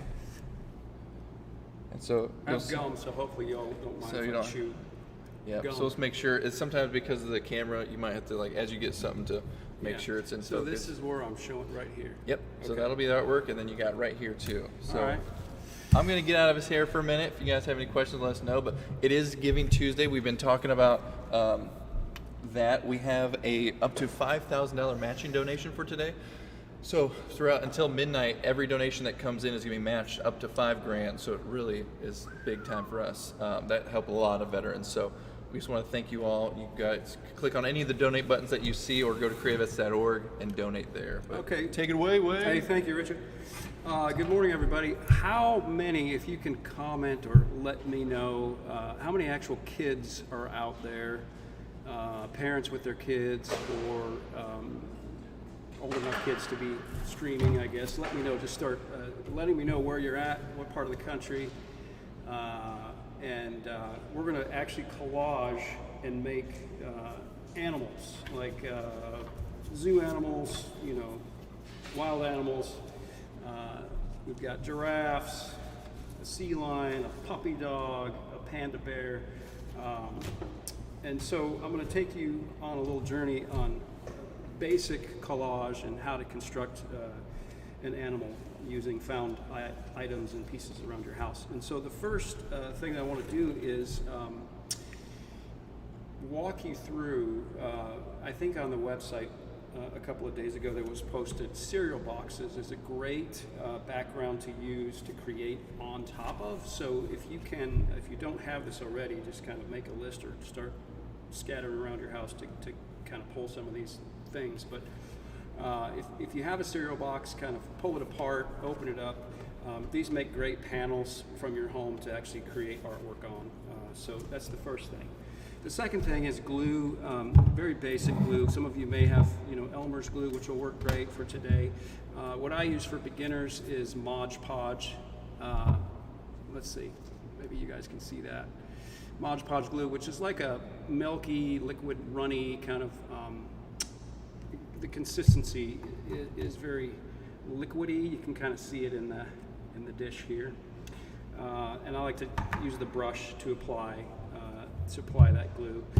If you have crayons or markers, Crayola is a great company.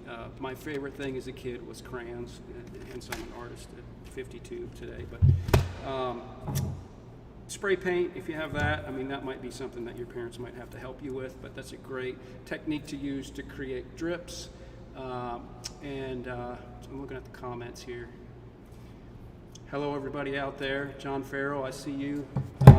Amy Taft, hello from North Carolina. I'll be there tomorrow, Amy. I'm headed there to visit a good friend of mine in North and South Carolina. Let's see, scissors around your house. I'm sure your parents have a scissors. Be careful with these if you're a young child. You'll need those. Brushes, paint brushes, doesn't have to be this particular size, but if you have some, again, lying around your house in your art drawer, find those. You'll need those. A pencil, basic drawing utensil. Anything of your parents, if you're a child, old books. I like to work with a lot of vintage books to tear them apart. You can find these at thrift stores. You can find them at garage sales. I love to kind of just poke around at people's garage sales and see what's lying around on their tables. I tear these apart. I find them interesting and fascinating to build and tell stories with, just old books in general. Newspaper, the same thing. And what's happened for me over the years is, I've done this 15, 20 years in terms of making mixed media art, is people now know as they clean out their attics and their garages, they'll call me and say, we've got bags of stuff, do you want it? And I sometimes have to say no because I'm such a pack rat. My studio's a mess, you can't even walk in it.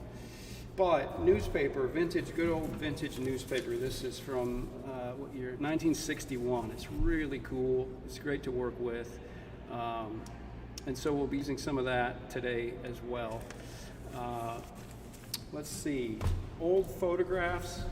If you are a veteran, if you've served, I would encourage you and your children to pull those things from your closet, your drawers, wherever they might be stashed.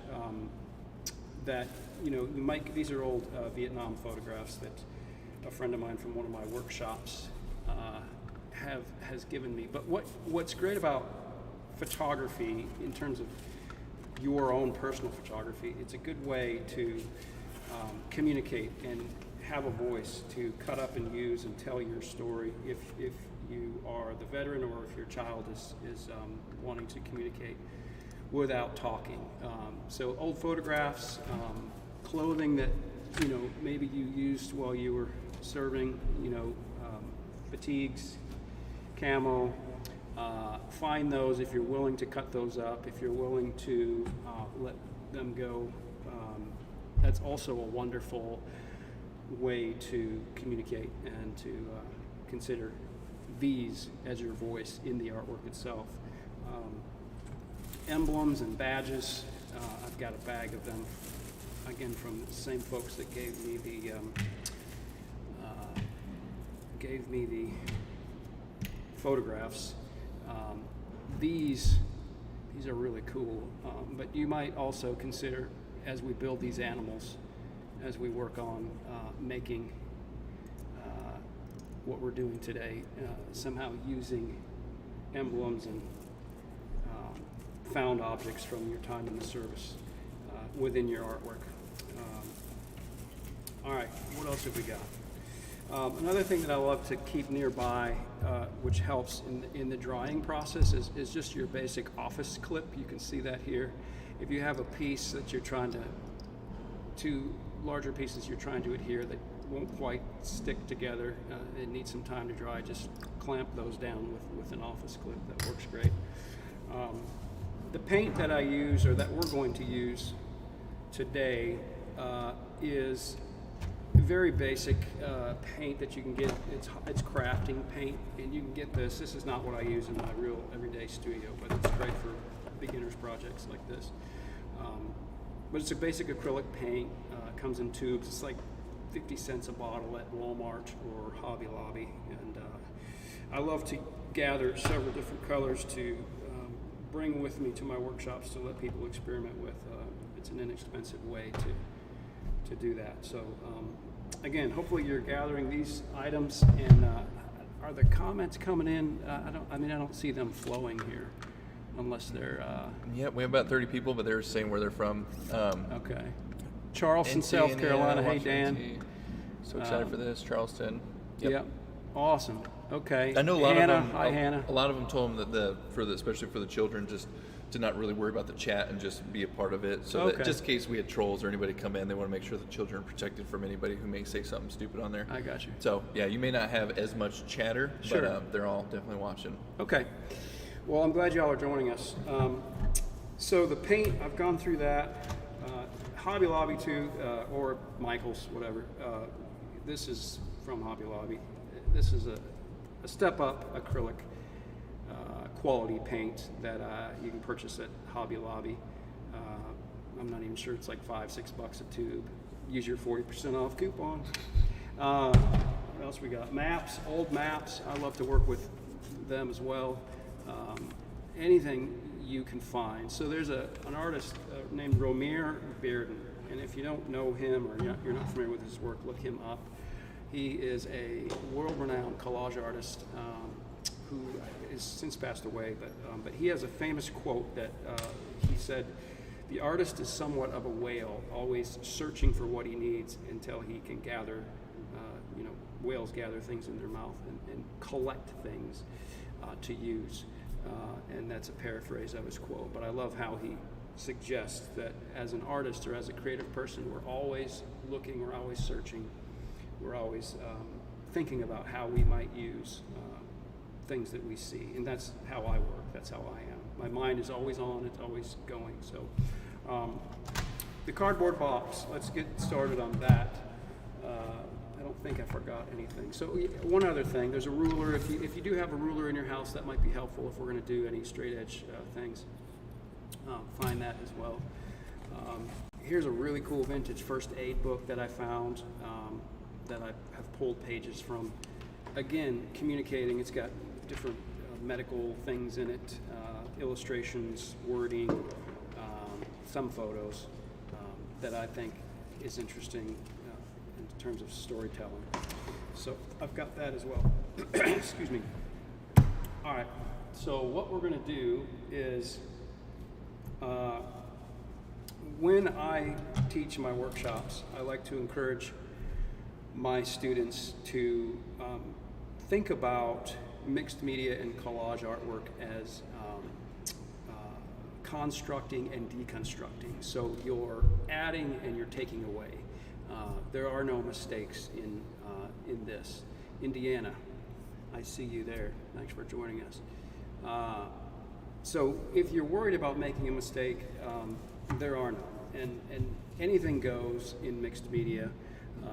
In fact, I hope that you all will teach me some things, and that's usually what happens when I lead my workshops, is I'm blown away by what folks create. And what's really interesting is the people that come in and say, I'm not creative, I can't really do this, and they're the ones that always do the most amazing work. So it's a wonderful technique and tool. What I'm going to do is cut my cereal box, for starters, cut one of the panels off, so that's a bit smaller and easier to work with for me. And so when you're working with the materials, what should we do here? Should we do a Panda Bear? Let's try a Panda Bear. If you're at home and you want to kind of keep up with me here, take your phone, take your iPhone, or if you're in front of have another laptop or computer, Google Panda Bears and kind of find a similar visual like this that you can work from. And it'll just be a good reference point for you. We're going to actually start with one of these here, very simple and basic Panda Bear. So what I do in my work is I create in pieces. So if you look at this and deconstruct this bear, you've got basic simple shapes. You've got a circle for its head, half circles for its ears, and the shape of its nose is kind of a oval, kind of cut in half, and then the body itself. So if you get overwhelmed with the idea that you are frustrated that you can't draw, or you don't think you can draw, break it down into shapes and look at whatever it is that you're trying to create or illustrate or collage. And if you consider each section a shape, it makes it that much easier to disassemble and assemble and put together, rather than getting overwhelmed with looking at the whole image itself. And the tree, I mean, I've actually used real tree bark in my work before, so that's kind of fun. Even if you go outside and you look on the ground and you find dried sticks, rocks, I've used leaves. There is no end to the amount of things that you can use in your image. So imagine this guy that is created and then assembled. We're going to actually create the greenery of the background first on this cardboard box. So you've got the bear head and the bear body itself as a shape that will create aside from the background of trees that we'll start with. It's very simple, it's very easy to do. So if you have magazines, those are also great to kind of pull imagery from.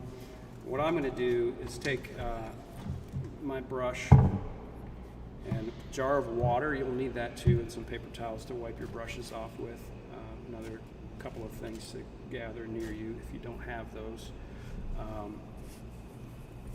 And what I'm going to do is start tearing this newspaper, hopefully y'all can see this, into just little shapes, and then consider leaves and foliage, a forest canopy background, and what texture that might be, how that might look.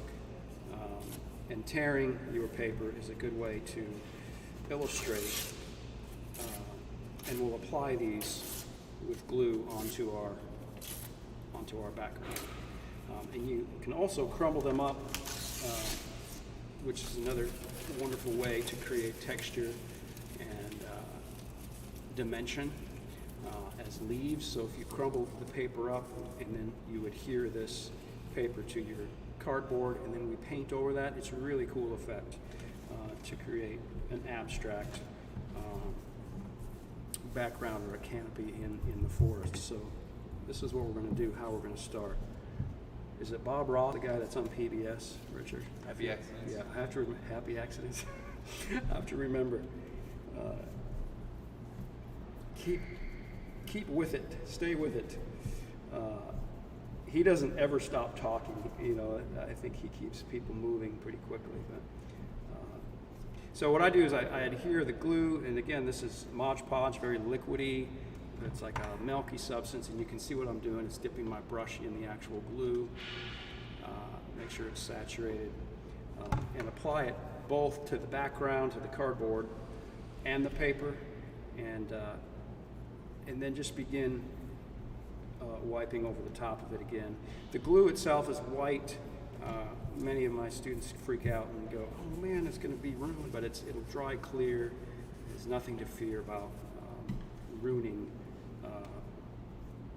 your piece of art by what you see right now. So if they're using like a stick glue or something like that, is there like an alternative to kind of? Yeah. Is it like water and stick glue, or how do you? Yeah, so if you have a stick glue at home from a Crayola, like a Crayola brand, I don't think I have one with me, but that works great too. So what you're going to do is the same thing. You're just going to apply the glue stick to the back of the paper.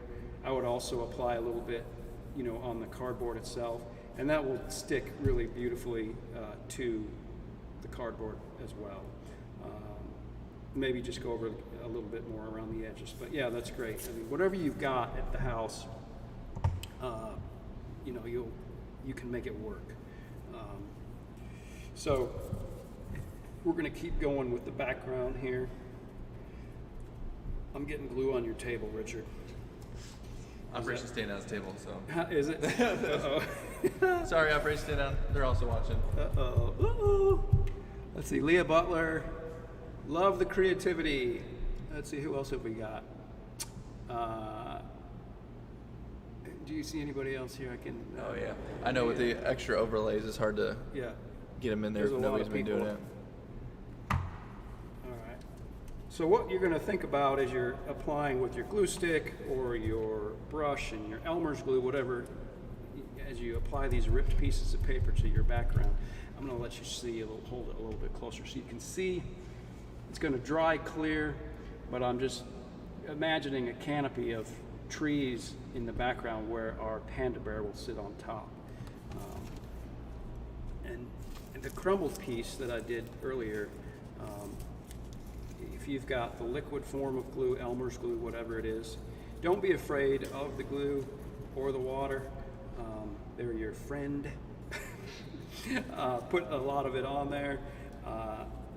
And think about, as you're building this background, where your Panda Bear will sit. So there's a rule in art that if you offset your focal point to the left or to the right, you're going to create more interest in your piece of art than if you were to plop it directly in the center of your composition. So think about, as you're creating this canopy of trees, and we're going to paint some green and use some cloth on here too in a minute, where your bear will fit in the tree, or maybe not in the tree, however you want to. And I'd love to see what you guys create. So I don't know if there's a way. And they did, yeah. Amy from Third Star Foundation already said that in Camp Krause that have all their parents having their kids send in their images for us. Yeah, yeah. And what I also want to do, Richard, I don't know how we're going to do this, but I'll let you figure it out. Is I want to give away, I've got a couple of prints. So one of them is, these are actually two small ones, but you can see a little otter down here. And again, what I used to create this otter was just a paper bag, simple household paper bag that I cut in very thin strips to create the hair of the otter. Tissue paper. That's awesome. Yeah, up here it's very simple. And then I think I used some actual twigs and trees along the bottom for the log that he's sitting on, and then bluegrass, which is, whatever you're making. Leaves don't have to be green, they can be pink, they can be purple, they can be whatever. These are mixed media piece. What day would it be best to use? What clay? Oh, what if we want to use clay in a mixed media piece? What clay would be best? Play-Doh? I mean, if you have Play-Doh right now, that would work. There's also like the self-hardening clay that you probably use, because if you're going to Crayola brand? Yeah. Yeah, Crayola brand has a lot of wonderful products. In fact, my friend works for Crayola. I was going to try to connect you, but I forgot. But he gives out. He works with schools and elementary kids, and I will try to connect you with him to get some of these supplies out to the kids. But they send out boxes to folks. But that's a good question, John. But I want to give these away. So you can see also up on the top here some penguins. And they're cut out of cereal boxes. That's kind of shining on there.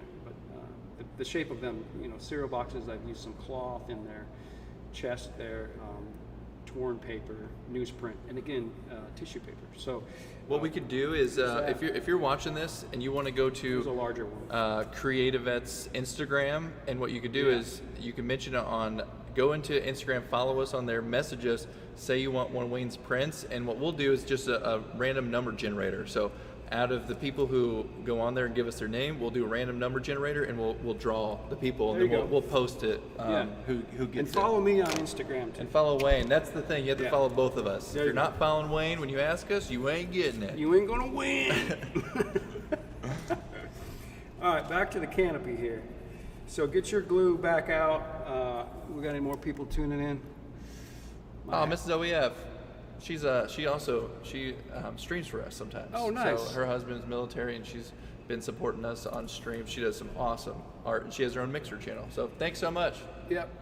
You could fire ceramic clay and glue it on after. That's a good point. Oh yeah. Kind of like a brick or rocks and stuff. Yep. Anything goes. So you see, you guys are going to teach me some stuff. You guys and gals. I had somebody get really mad at me once when I said I grew up in Minnesota. That's where I'm from originally. And we were standing in line to get some food, and I said, "Are you guys ahead of us?" And this gentleman in front of me turned around and got really upset that I called him and his wife guys. I wasn't calling them guys, but it's just a term. Anyway, that's probably beside the point. All right, so we're going to keep applying all of these torn pieces of paper, and you can kind of see the texture as they get applied, the rips and the tears, and we're going to put some glue over the top. If you have cloth, I mentioned this earlier, I'm going to use some fatigue, some camo, and again, another technique I like to do is rip it, and you get these funky threads and stuff, which are cool. And it sounds cool. Yeah, and it sounds cool. You feel strong. I don't know. You always have that pre-cut, the Hulk Hogan. I imagine myself stronger than I actually am. But cut these, tear these, and look, so you glue these down, and it adds a lot more. Can you see that on there? Yeah, they can see that. It's going to begin to create some more interesting texture. We got another hour, so I don't have to move really fast. Is there a way, I don't know if there's a way for them to show us what they're doing. Can they do that? No, I mean, if they send them to Instagram now, I could definitely pop them up on my phone and show them. If you guys have process shots of what you're doing or how your setup looks at your house that you're willing to share, I think that'd be really cool for the people that are tuning in to see. You can see my space and the mess I've got, but kind of an inside look as to what you've got going on at your house. That would be interesting. Awesome. Here we already posted the contest rules for the Wayne's giveaway on Insta Story. Oh, Sweet. nice. Okay. That's Garrett. Hey, on Garrett. Top of it. He'll be streaming after you. Garrett in Chicago, I want to come and hang out with you sometime. Now let's make him come down here. Or you come down here to this space. Yeah.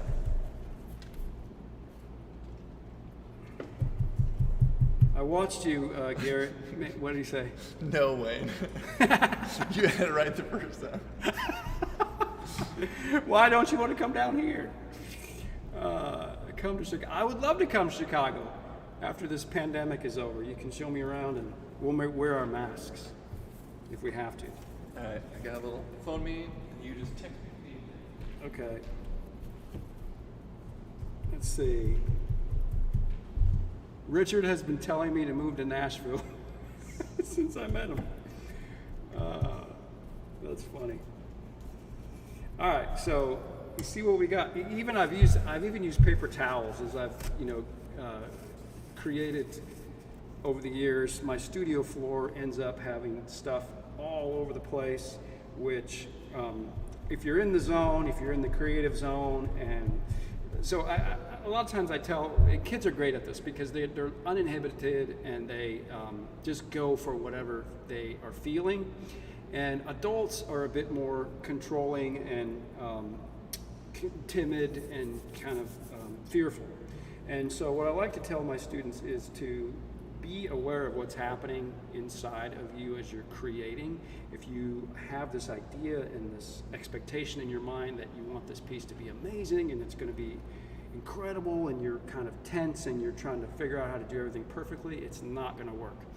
But if you can let that go and you can engage the process, enjoy what you're doing, and just let it be what it becomes, I guarantee you it's going to be amazing and you'll love it. And you'll enjoy the process as well. So I have to have those self-talks with myself in the studio if I'm really frustrated with how something's going, if I'm excited about a project and it's not really working. I have to pull back and kind of just take a deep breath, and just as I'm doing now, but and just tell myself just to relax, don't think about it, don't overthink it, just enjoy it and get into it. And it's a wonderful thing if you can pay attention. Again, kids, if you're out there and you're tuning in, they have no problem getting messy and getting in there and just doing it. So, all right, so this is the background. Here's another, if you're looking through magazines and you're looking for, we're working on the foliage of the tree background here. For those of you that are just tuning in, we're building this Panda Bear here. And what we are starting with is to kind of think about a forest background. And I've tore up a bunch of newsprint, some paper towel, some old clothing, some fatigue clothing, camo clothing here to create texture of trees and forest. And we'll paint over the top of that. And this is the back of a cereal box. Again, great tool to use from your house if you don't have a lot of art supplies nearby. So what I was going to say is this book, this first aid book, is green. The cover is green, and thinking in terms of trees, you know, you might rip something from a magazine that has the same tones or colors of leaves and begin using those as well, which is a cool effect. Also, again, if you're just tuning in, the glue that we're using is Mod Podge. If you have a glue stick, that's great. Go for it. This will dry clear. You will not see the white glue. For those that may kind of be a little bit nervous. What else have we got here? And so now what I'm going to do is I'm going to take, we'll keep adding to this. For some reason I feel like I have to rush, but I don't really have to rush because we have an hour. So back to my paint. I've got a few different shades of green, which I'm going to dump into a paint tray. That's another, you can just see, it's easier to use for me if I can dump a little bit in there. A little bit of this color. You can mix blue and yellow to create green if you don't have green itself nearby. There we go. Looks like this is a little bit dried and stringy, but that will still work. Let's see. So what I want to do is look at this image again. If you have your phone, your cell phone image of your Panda Bear, look at the tones and the texture of the foliage in the background, and just begin brushing over the top of this, what we started. And it's really cool. Can add, if you paint over the top of that crumbled newspaper, the dimension and the depth really show through beautifully. And again, just play around, have some fun with how you are going to This is a really stringy mess here. I don't know what's happening there. But, who else have we got up here? Yeah, okay, I think Richard says, if you have any questions, ask away. I'll try to be mindful of the comments here that come in. So we're going to paint around here. And my Panda Bear is going to go directly in the center here. Right there. So, again, donate to CreatiVets. That's on the stream comment thing. If you're tuning in, you love what we're doing, you love CreatiVets, they could use your support. And I would really encourage you to consider supporting them and how they use the arts to help veterans heal through their PTSD and trauma. My wife is a therapist, and my favorite thing to do is to teach and lead workshops, not because of the artwork itself, but because I get to see people come alive and wake up, and things just break open for folks inside as they use the materials, as they write a song, as they write a poem, whatever it is, creatively. And that's why I love teaming up with CreatiVets. This is my third or fourth or fifth time teaching with them. And it's one of my favorite things to do. Because I know with my own story and creatively digging in and tapping into my own trauma, how that helped me kind of gain a voice and to share with the world what was happening inside of me. And that's why I love art. I've always loved art. And it's a beautiful way to communicate and to share with others if you have a difficult time using your audible voice. So anyway, all right, back to the background of the forest. You can kind of see it doesn't have to really look like much yet, but you're getting the idea. Some yellow. You might think about there were some tones of yellow in here as well, in the leaves and the foliage. I'm trying to look at the comments here.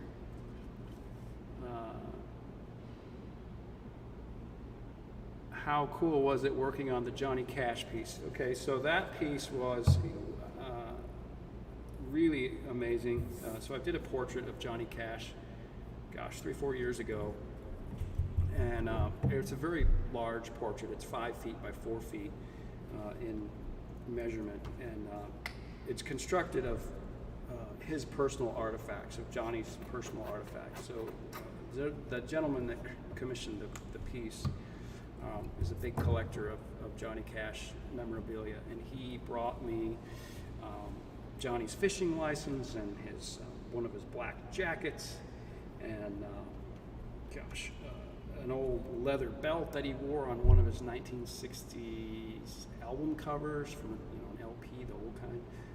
So these were all the items that are in the piece that I think that's Garrett. Garrett, is that you, Man Glazed Black? I think it is. But he's asking, okay, there he is, yeah. And so if you go to my website, my first and last name, WayneBrzezinka.com, you'll see, if you scroll down, you'll see the Johnny Cash piece. There's a really large gallery in there of how I constructed the work and how it came together, what I used, and several different photographs and things. But and ironically enough, so I've been friends with Johnny's son, John Carter, for, 10, 15 years. And he and I are working on a project right now. It's John Carter's personal album that he did with his family. And it's called Hey Crow. So if you go to John Carter Cash on Instagram, you can look him up and you'll see the cover that he just posted Friday. Okay. So yeah, that's the cover. So what I did, Garrett, is for the typography. So that painting is done by another artist. It's a brilliant painting of two crows that are fighting. But for the typography, we experimented with taking some flower pots, some terracotta flower pots, and busting them apart to form the letters and the words "Hey Crow." So if you go to Instagram and go to John Carter's page, you'll see how I did the letters for "Hey Crow," and then I just hand wrote, the Cash Collective above that. But it turned out pretty cool. So you'll see there's a couple of really amazing, I'm really proud of them, original art pieces that will be on the inside of the LP that I created. Whenever that comes out, you'll see those. But all right, so we've got our background for the kids. This, again, just basic, simple, elementary foliage. Now what we're going to do is take your other half of the cardboard box, the other Cheerios box, find yourself a pencil, and if you're a child working with your parents, you'll probably do a better job than your parents. No, I shouldn't say that, but find your image of your Panda Bear on your phone or your laptop or whatever you're looking at. And what I mentioned earlier when you first tuned in is it's very simple shapes. So we're going to just draw a circle for the head, a couple of half circles for the ears. The body's very basic shape as well. So there's no need to fret about being super accurate. So again, a circle for the head. We're going to cut these out. That's what I like to work in shapes and pieces. If you got a circle, you got half circle for the ears. I had a teddy bear as a kid, and so this kind of brings back those memories for me. I have 3 kids of my own, and they're semi-grown. I have a 22-year-old daughter, 18-year-old son, and a 13-year-old son. So mostly grown, but they're actually all home right now. My daughter came home from college the other day, so they're all in our small little house, but hey, it works. Let's see. So you got the eyes, they're basic circles. What else have we got? Anybody else? Okay. The nose. What's really interesting about teaching live stream is, for me, is y'all can see me and hear me, but I have no idea who's out there. And it's a bit deceiving for me. I like to teach with physical bodies in the room, the energy level that I feel. But this is our reality today, teaching live stream. So we're going to embrace it and do our best. And it's a wonderful tool, so I'm really grateful for it. So you've got the little chin that the bear has underneath. This kind of comes a little bit. You can't really see the light shining, but I'll show you. And then the body, which will. So it's very simple, right? You're just going to draw with a pencil on your cereal box. And what I'm going to do is cut out this shape. Here we go. Where's my scissors? I just had them. Hang on here. There we go. All right. So we're going to use that scissors, cut that, those shapes out, the ears. You can kind of see I'll hold that up to the camera there. There's different ways you can do this. Sometimes I cover the background with newsprint and then cut it out. Other times I'll draw with a pencil on the cardboard box like I just did now, cut it out and then cover it afterwards, which is what we're going to do today. So now you've got your panda head there, right? And what's cool is you can begin to experiment with how, in this case it might work better to do the vertical version, which would allow us more space. We could even offset it a little bit to the side, but again, if you are willing to share what you're creating, how your workspace looks, your kids, if they're in there getting dirty with you, just take a picture of their hands, your hands, whatever your workspace, and post it on the Instagram page. Share it. Tag CreatiVets. Hashtag Brzinka Collage or something like that. So Amy Taft, what are some of your favorite animals? Otters. Somebody says otters. Okay. I think I gave Richard my otter over there that I created, but that's a good question. All right. So I'm going to grab another box here so I won't get the CreatiVets table dirty. And pandas,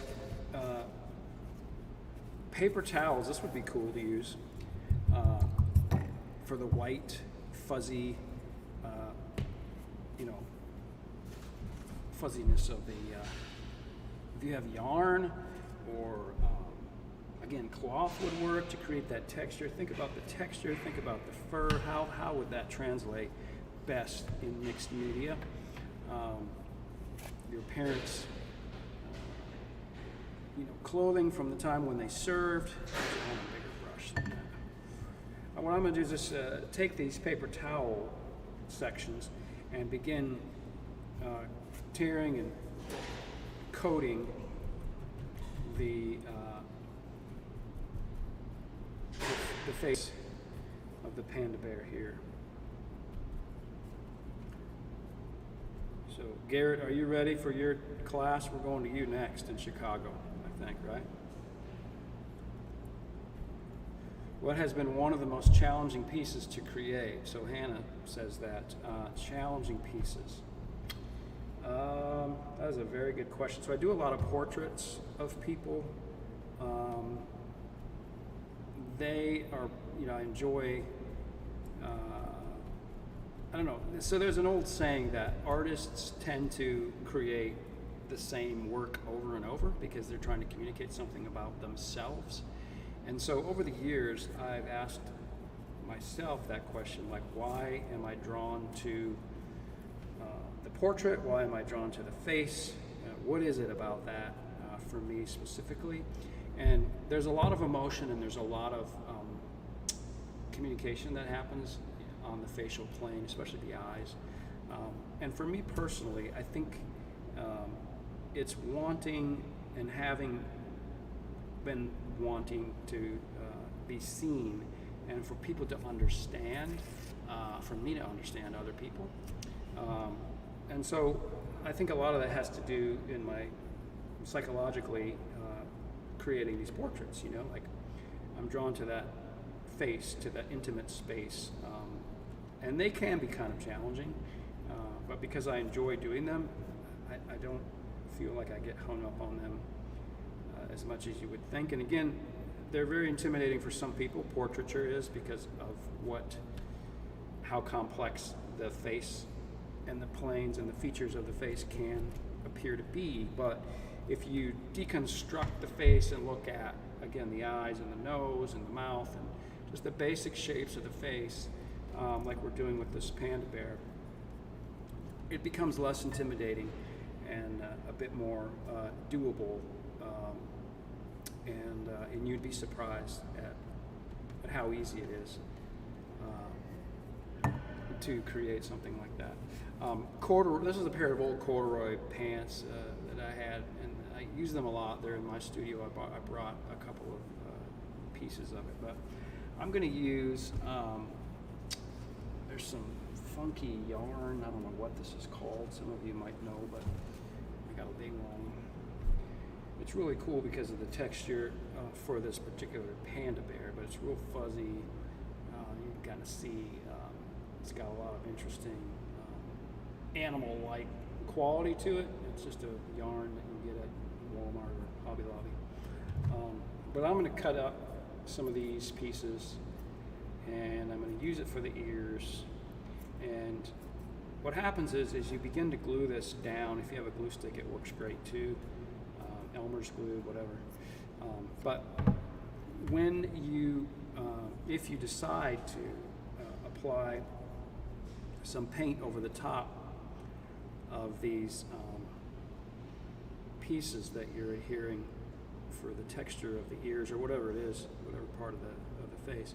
The paint you can draw over the top of this creates an interesting added texture, if that makes sense.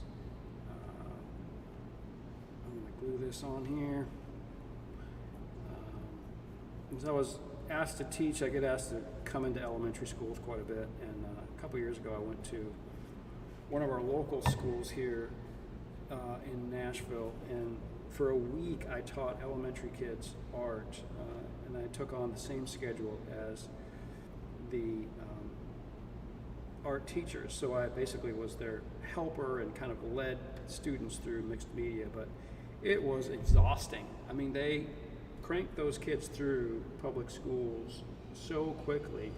You literally have 15 minutes by the time you get your supplies out and have your assignment ready to create, and then you got to clean up, and then you move in the next group of kids. And man, I just personally feel like art teachers and teachers in general need to be paid more money.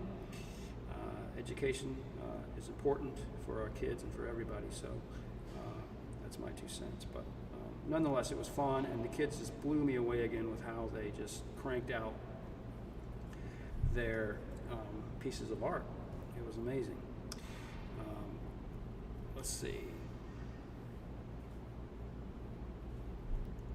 Panda, let's see.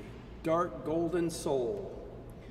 I don't know if you're just tuning in, but yes, we are making a Panda Bear. So you can see the yarn for the ears. And I'm going to hold up this, and the paper towels are what you see. That's the white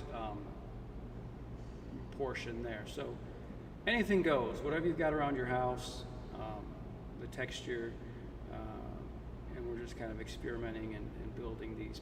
So what I want to do next is kind of show you, we can add text and different sentences and things within the fur of the panda. And if you have newspaper or an old magazine, maybe maps, we'll try some maps too. Pull those out. You can rip them and just do the same. Just apply them. Apply the rips of the maps along the sides of the face of the bear. It's easy to use paint, and if you enjoy painting, that's great, but for mixed media, it's a bit more of a challenge to find various found objects and papers and different things. I try to encourage my students to not just take the easy route with the paint, but stretch themselves to think about what else they could use in addition to the paint. I'm not saying don't use paint, but what else is around you that you might consider using. All right, what else have we got here? Bulldogs, otters. That's another one. Bulldogs would be fun to do. If you have a pet, a dog or a cat, maybe you think about taking a picture with your iPhone and printing it off and making that. That could be fun too. I have a little Shih Tzu at the house, which when my daughter was 13, we got her. She was a rescue dog, and we got her Christmas Eve. About when my daughter was 13, she's 22 now, but and so we've had her ever since, and she is delightful and sweet and just a good dog. Let's see. Hello, Chester Nelly. Looks like that's what, is that right? All right, so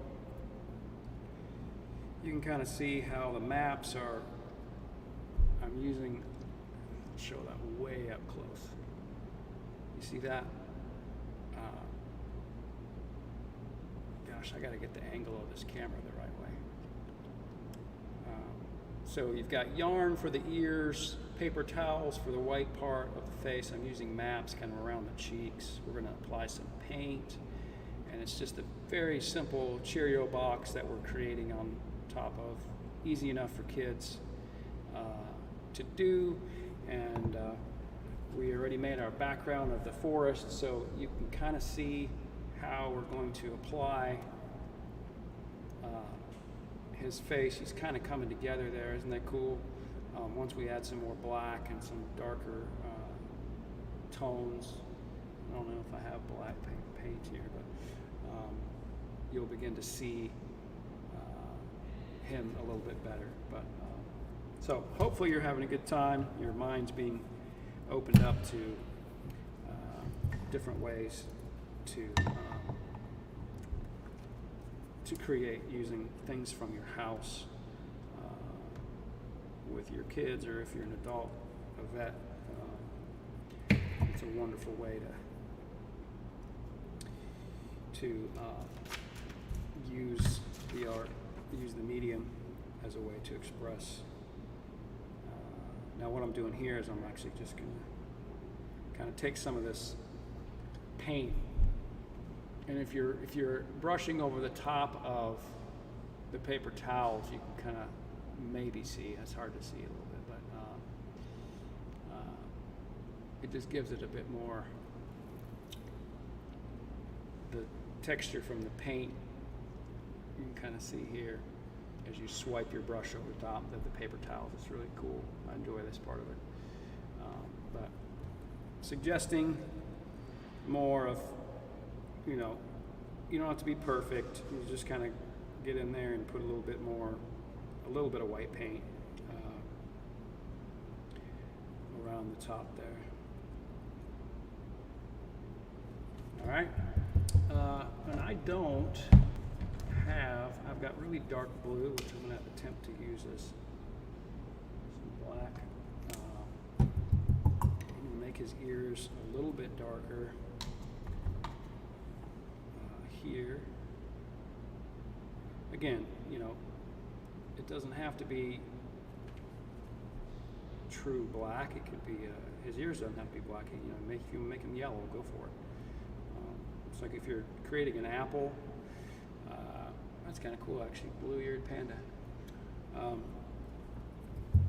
I do have black cloth. This is an old t-shirt that I brought, part of one I use in my studio as a rag, and I thought, well, I'll just rip a part of that off and bring it with me. So what I'm going to do with this is maybe cut the shape of his eyes. That'll be interesting. And utilize this. So much progress so quick. Well, we're trying. I feel like I'm racing, but I've got plenty of time here. So think about the shape of the panda's eyes and cut those out of the cloth or whatever you've got that you're using here. And again, there's no mistakes. If you feel like you've glued something down and you're like, man, I just ruined it, or I don't really love that, it's all right. Just rip it up or paste something over the top of it, paint over it. But these are going to become, these little shapes of the cloth will be the eyes of the panda here. There are no mistakes. So hopefully you're enjoying the process, and this is a great technique for your kids. I know some of you have been asking, how can we get our kids involved in doing something at home while they're not in school? That's a big challenge for me and my kids as well. Sometimes they have Zoom meetings with their classes. A little bit of assignment work has been trickling in, but kids at home with not a lot to do is not a good thing. So this is a great opportunity for them to consider trying if you can get them focused, and let's do another shape for the nose. I just love that as you work, you can see it developing. Yes, that's really cool. That's what I'll enjoy in my studio too. It's like sometimes, I take a lot of process shots while I'm creating stuff with my phone. I'll just take, let me move this, and you can see, maybe you can see that better on the table there. Yeah. So what we're doing is this little dude right there. We're kind of working from that photo here. You can kind of see how he's coming together. Very simple, but super fun. And who does not love a panda bear? I mean, maybe there's people out there, but I don't know. But maybe I'll work on this, which might help you see it a little bit better, maybe. Yeah. I just don't want to get glue on their table. I'm going to cut a little bit more of this rag for the nose, and maybe a little bit for the ears too. I don't know. I'm just kind of playing around. Maybe we'll work in some photographs. I'll show you how to do that if you've got some photos. This little dude right here is going to be right there. His nose.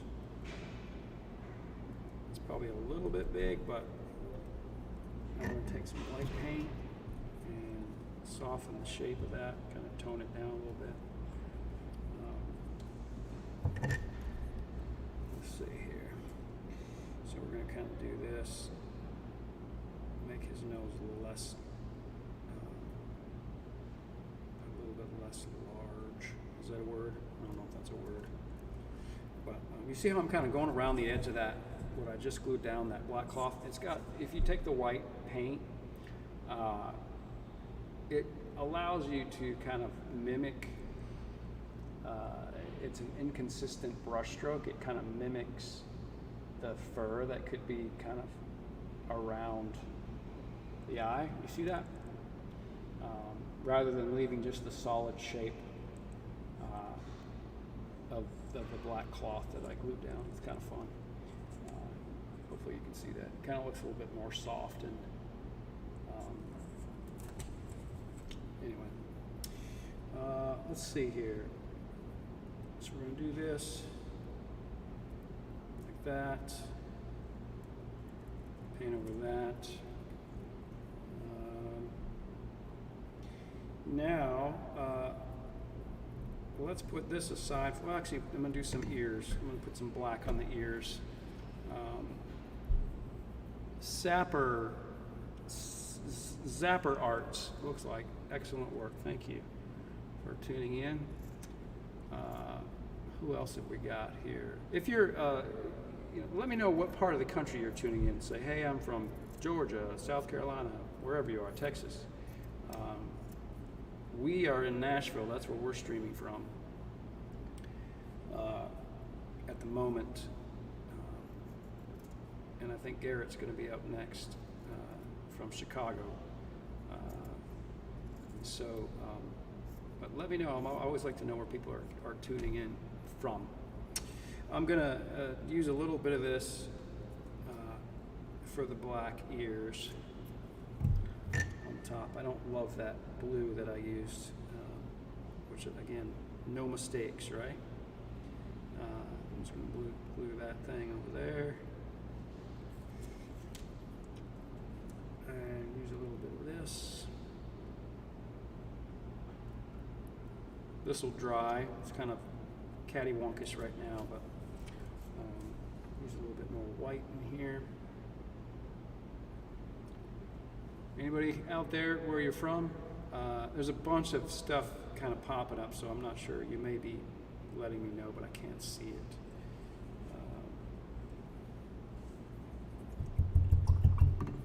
All right, so let's put him aside for a minute. I'll show you the background that we made earlier. As you put him, we're going to adhere him at some point. We'll put his real eyes in there, but maybe he's kind of sitting off the top here. However, but let's do the black body. And maybe for the body we use this, which isn't black, but it's interesting, right? So I'm going to cut the shape of the body of the bear, or actually rip it, which again, I love to rip the cloth in my studio here.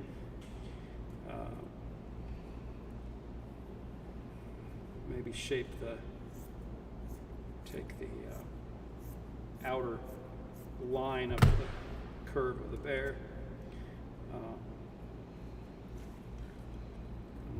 Maybe use a little bit of this. So you can kind of see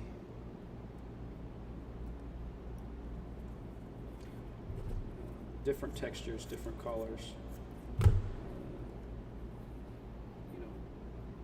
This will be the body of the bear. And then you've also got, in my drawing, here anyways, I don't know what you found on the internet, but you can see the paw and the actual arm here that we're going to create too. Here's another interesting texture. It's real fuzzy. I think I got this some craft store, I'm not sure, but when you paint over the top of this, it's like felt. It's kind of like a low pile rug, but it's a felt based. If you brush over the top with some white paint, it becomes, I'll show you what I'm talking about, but experiment with whatever you can find and think about the texture of the image that you're creating. In this case, the fur of the panda bear. So if you take this felt and kind of slowly brush over the top with your white paint, see how that's cool? You can kind of mimic the fuzzy fur of the bear in a way that maybe you didn't realize you could do. So that's an interesting technique to consider.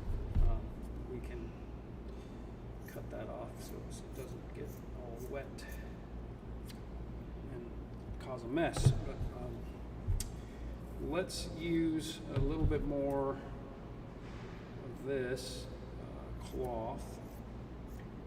Again, if you're tuning in for the first time, I would love to, and I think Richard would be open to it as well, see what you're creating and how your piece is coming together. Post that on the Instagram page. I think CreatiVets Instagram page. Share it, tag CreatiVets. For the tree that the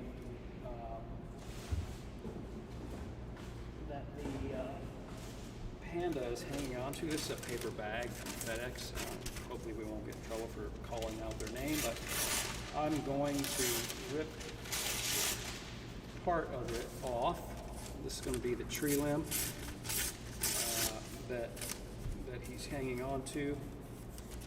Maybe cut a little bit this way.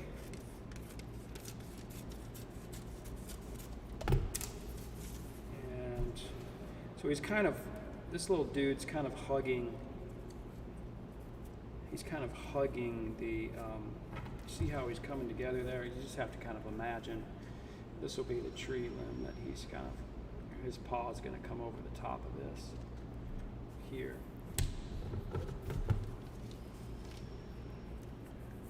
So we're going to create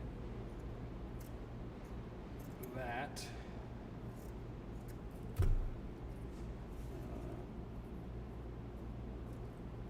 So his paw kind of tucks around there.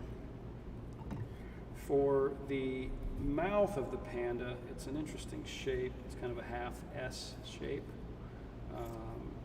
You might, that sounded like a swear word that I just said. Hopefully your kids are, you adults probably understood us what I heard. But all right, so you can cut little pieces. Look at that. This is going to be the mouth. Again, we're not going for perfection. Oftentimes I'll tell my students, I'm not that interested in what, your final piece looks like. What I'm more interested in is how you're enjoying the process and what's happening for you as you're making it. That's what gets me excited. And this is coming apart there a little bit.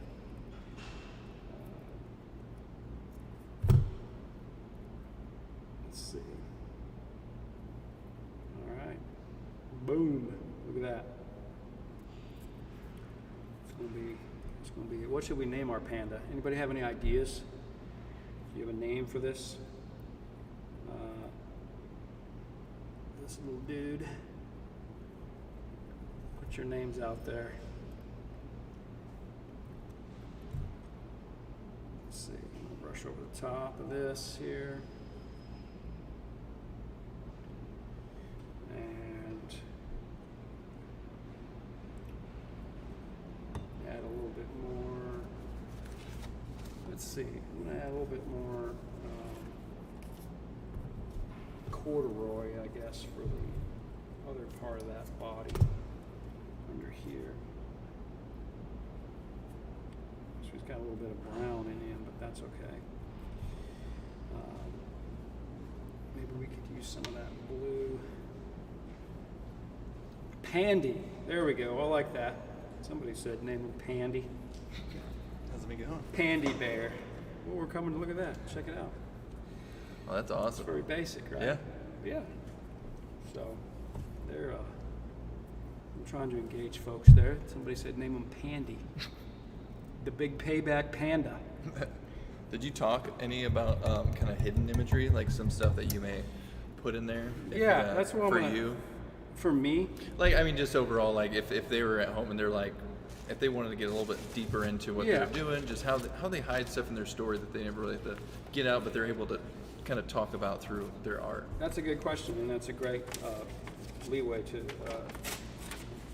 how I might do this. So, for instance, when I glued down, you heard what Richard just asked me, but for the eyes of the panda here, these are just pieces of cloth that we've used here, but you might consider, if you have photographs around from your time serving in the war or whatever, you see the shapes of this. These are from Vietnam, but to kind of work in your own personal story, the shapes of the heads of these two men could be used as the eyes of the panda. So, and for instance, if this photograph is you, that's a way that you might work in hidden shapes or a part of your own story into the work. You see that? So that just replaces the cloth that I used over the top. Even if you're a child that's working on this, using your parents, you kind of see, it's kind of hard. There you go.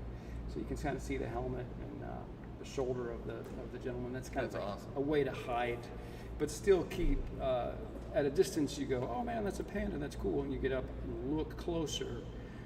You can begin to see the details. We've used maps in here, Richard, parts of maps awesome. Underneath the white fur, paper bags, camel clothing under here that we kind of tucked in. So I was trying to encourage them to think about anything they've got. There's no rules. And again, if you want to use like some medallions or patches, that you might have in a drawer that you're like, what am I going to do with these? It's a great opportunity. I don't know if this is legal. Is that legal? Yeah. Okay.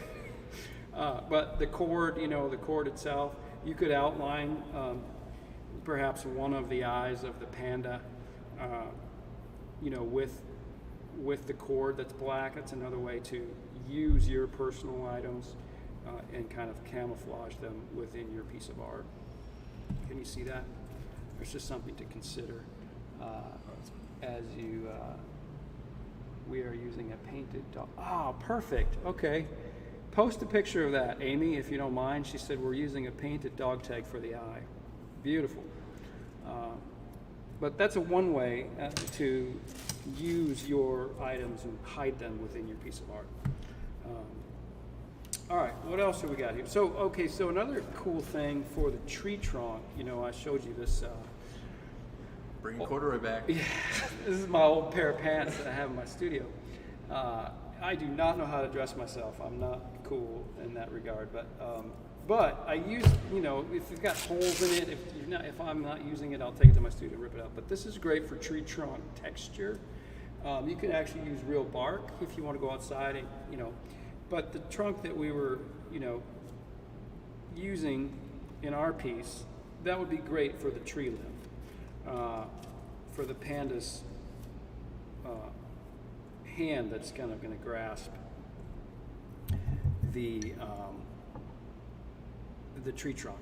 I'm going to glue this photo of this eye that we talked about down, because I think that was a good suggestion from Richard here to kind of use hidden objects here. So now that becomes the right side of the panda eye, okay? And that's going to dry clear. You won't see that. What else have we got? I'm going to start gluing down.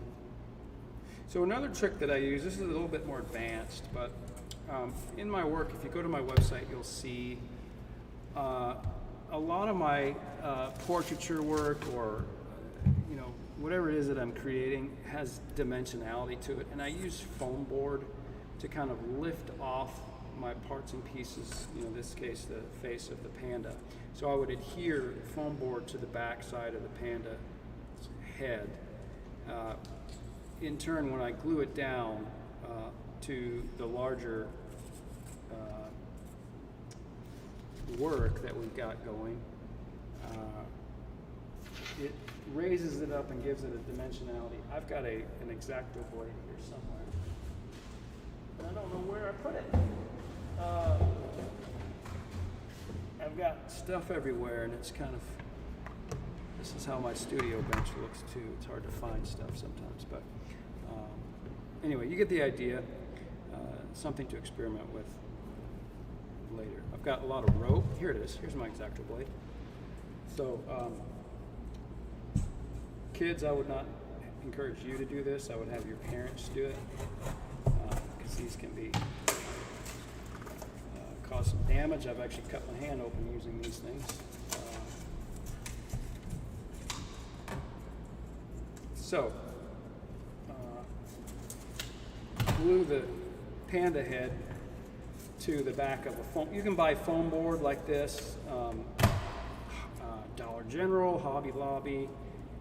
Dollar General is really inexpensive if you want to go there, but it just kind of gives it a little bit of depth and dimensionality. You see the shadow underneath as you glue it down. And if you really want to create more dimension, you would just raise it up a little bit higher, which gives it a little bit more.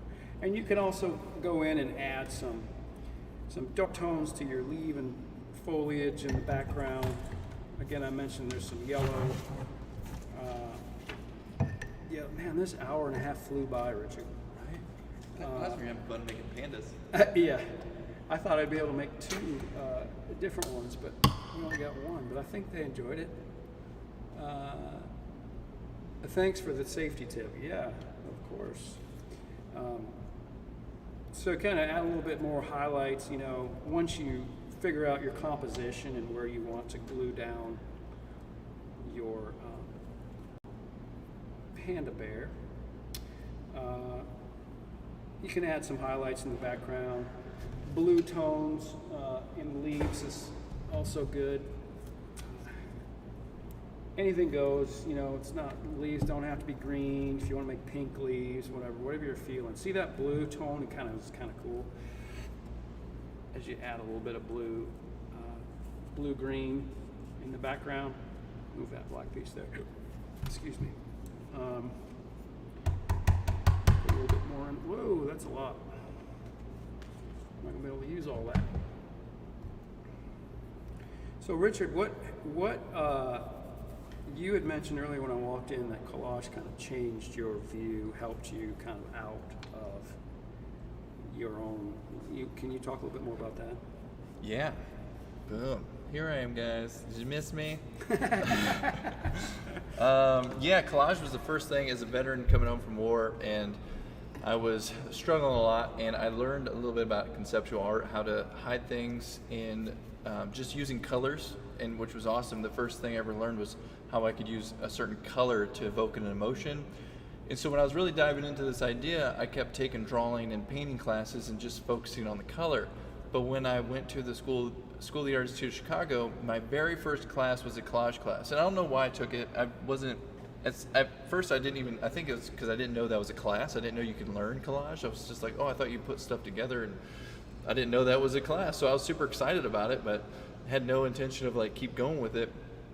But I'm so glad it was my very first class, because when I went into there, I was able to start seeing the world differently, because things that you would just typically discard as trash in your life or something that's not meaningful is probably super meaningful to you in your subconscious. You're thinking about certain things. So by putting things together, by identifying, now that you're starting to go through here, and like Amy using those dog tags and painting them, you may start discovering things about yourself as you're placing these down, and you're like, wait, this isn't an old dog tag anymore. This is something that I could repurpose into something good. And you're going to start noticing other things around your house. When you start diving more into mixed media and collage, all of a sudden everything becomes art. You'll be at a thrift shop and you'll be like, oh, I could take that old clock and turn it into something because it reminded me of my grandpa, so now I'll put this into a piece just for them. So it's that real ultimate transition from your warrior brain to your artist brain, because now you're thinking like an artist rather than what if you see that clock and say, that's a clock that, say it was like a wristwatch thing. That's a wristwatch that my buddy was wearing when he died. All of a sudden, those are bad images, bad thoughts. But when you're in your artist brain and you start diving into collage, now you see that and you said, oh, that reminds me of my friend. What if I do a piece and I use that watch as representation? And so that's kind of how it changed my life. And so when I met Wayne at the Frist, when I was doing an artist talk, I just was blown away by what he was doing, and I was super happy that he came on board, because I was like, this is what ultimately saved me. Yeah, well, it's great to meet you. The first time we met was at an art show up in Hendersonville. Oh, was that first? Yeah, Hendersonville? One of your CreatiVets art shows. And I was blown away by the work that I saw, specifically Zachary's work, the clay portrait. Yeah, I hope he's not watching, so he's, no, just kidding. Does he not like that piece? No, he does. I'm just saying I don't want to give him credit. Oh. Just kidding. Yeah. We love Zach. Yeah, he's a good dude. But yeah, I was blown away by what I saw, and it just opened my mind to how art, and for me personally, like I think, gosh, in my mind, vets and combat vets specifically, people in service, like I have this split image of male men, like masculine men in art, like that's never going to jive. But then I go to this art show and I see all this amazing artwork, and I'm like blown away, and hear personal stories of how art as a medium and as a technique and as a form of therapy has opened them up. It just blew me out of the water. And so that's why I love to come down here and help, give my time and kind of hopefully lead people through what I do as a way to maybe find another voice for yourself rather than your audible voice, to kind of use art as the voice to communicate. Whether it's you or your child or whoever it is, it's a wonderful tool. And I fully support CreatiVets and what they do, and I'm really happy to be here today and come and support them. So thanks for watching and tuning in, and hopefully I want to see your pictures. And if you want those prints, be sure and the rules are up on, is it Instagram? Yep. Yeah, the rules are on Instagram. These are 2 prints of mine that I'm giving away. I'll leave them with Richard, and if you want them, you got to do the rules. You got to prime from my hands. Yeah, there you go. Just kidding.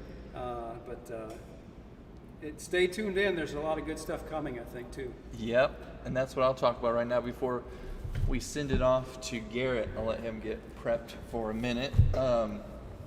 But yeah, again, today's Giving Tuesday. We have a matching grant of $5,000, which has been awesome, and all that funding and money will go to support our programs and helping give more of this to veterans. We'll start diving into some private classes, Zoom classes, go more virtual to reach the veterans. We're starting to put our music online, hopefully fingers crossed, by Memorial Day, we'll be releasing some of our first music actually to Spotify, Amazon, and all those things. So keep your fingers crossed, because we have over 104 songs written by veterans who've poured their heart and soul out into these stories that need to be heard by family members, by just anybody who's touched by veterans, and just people in general to see and hear kind of the sacrifices and what they're going through, which is super important. So we thank you guys so much for any of the donations that you send us. But from here on out, the next step is I'm going to be sending it up to Chicago, where Garrett, our art director, who's an amazing art instructor and a Chicago teacher, already is really good at teaching art. He's going to be teaching some stuff. I'll let him talk more about this. We kind of threw him in last minute to pull him up there, and he's ready whenever, so let's make him wait a second. He's also going to come to Nashville. And he's going to come to Nashville and move here. He's going to live right in this corner over here. Garrett, the corner man. And so we'll have him come up next. And so again, this is another family-friendly stream. So please, if you want to continue drawing, Garrett, if you want to, do you want people to get prepped with drawing, painting? What are you going to be? I think you're going to do some shadow art. And if he does the shadow art, it's pretty fun. And it's really, you just need a source of light coming from one way. So a little lamp, and then an object that you really like. Could be a dinosaur, could be a statue. You could shine it on there onto paper, and then you trace that and you draw and you go through there. So, and he'll also be making sketchbooks. So if he does that in the sketchbook first and then shadow art, you can shadow art into your sketchbook. So that'll be fun. And then once Garrett is done in Chicago, he's going to cut, and it's going to go to songwriting, so you can learn from one of Nashville's best songwriters. Has a #1 in a multiple top 10s, and he teaches songwriting for a living. Rick, he's a character. He's going to go on a little bit later after his stream. And then Jason Myers Photography is going to teach photography. We have our program director going to teach basic guitar classes, so get your guitars out, because a little bit later he's going to be going over stuff. And again, there may seem like there's a like during guitar, if he's teaching G chord, but you're already past that and you really want to know the C chord or the D chord, just put it in the chat. This is all about engaging. You dictate what we teach and what we're kind of going off of. So we encourage you guys to kind of push back towards us. And then a little bit later, we're going to have a conversation with actually the head of the military and veteran transition, or military and veterans at LinkedIn, to have a bigger conversation about veteran hiring, especially in this state with COVID, and how to use LinkedIn to best get jobs. Because with the partnership with Operation Stand Down, we want to make sure we're also pushing a lot towards what they're doing, which is veterans in the job. So with all that noise in the background, we're going to send it over to Garrett. Thank you, everybody. All right. Hold up. Making sure, I think we're up on YouTube. We're going. Hold up. There we go. We're live again. All right. Let's see. What's going on, everyone? Now you're in Chicago. The cool part of CreatiVets, the Chicago side. I mean, the other half of CreatiVets. I'm going to be doing some, let's see, some sketchbook making today, and some drawing activities. So if there's any, I know Wayne had some kids on. If there's any kids there, I'll show you how to make your own sketchbooks from the materials you have at home, and then we will do some drawings. I'm just making sure I got everything set. Still waiting for Twitch to connect. Boom, boom, boom. If you're watching and it looks good, send me a message in the chat. I'm pulling that up right now as we speak. And then I'll go over the materials I'm going to use for today.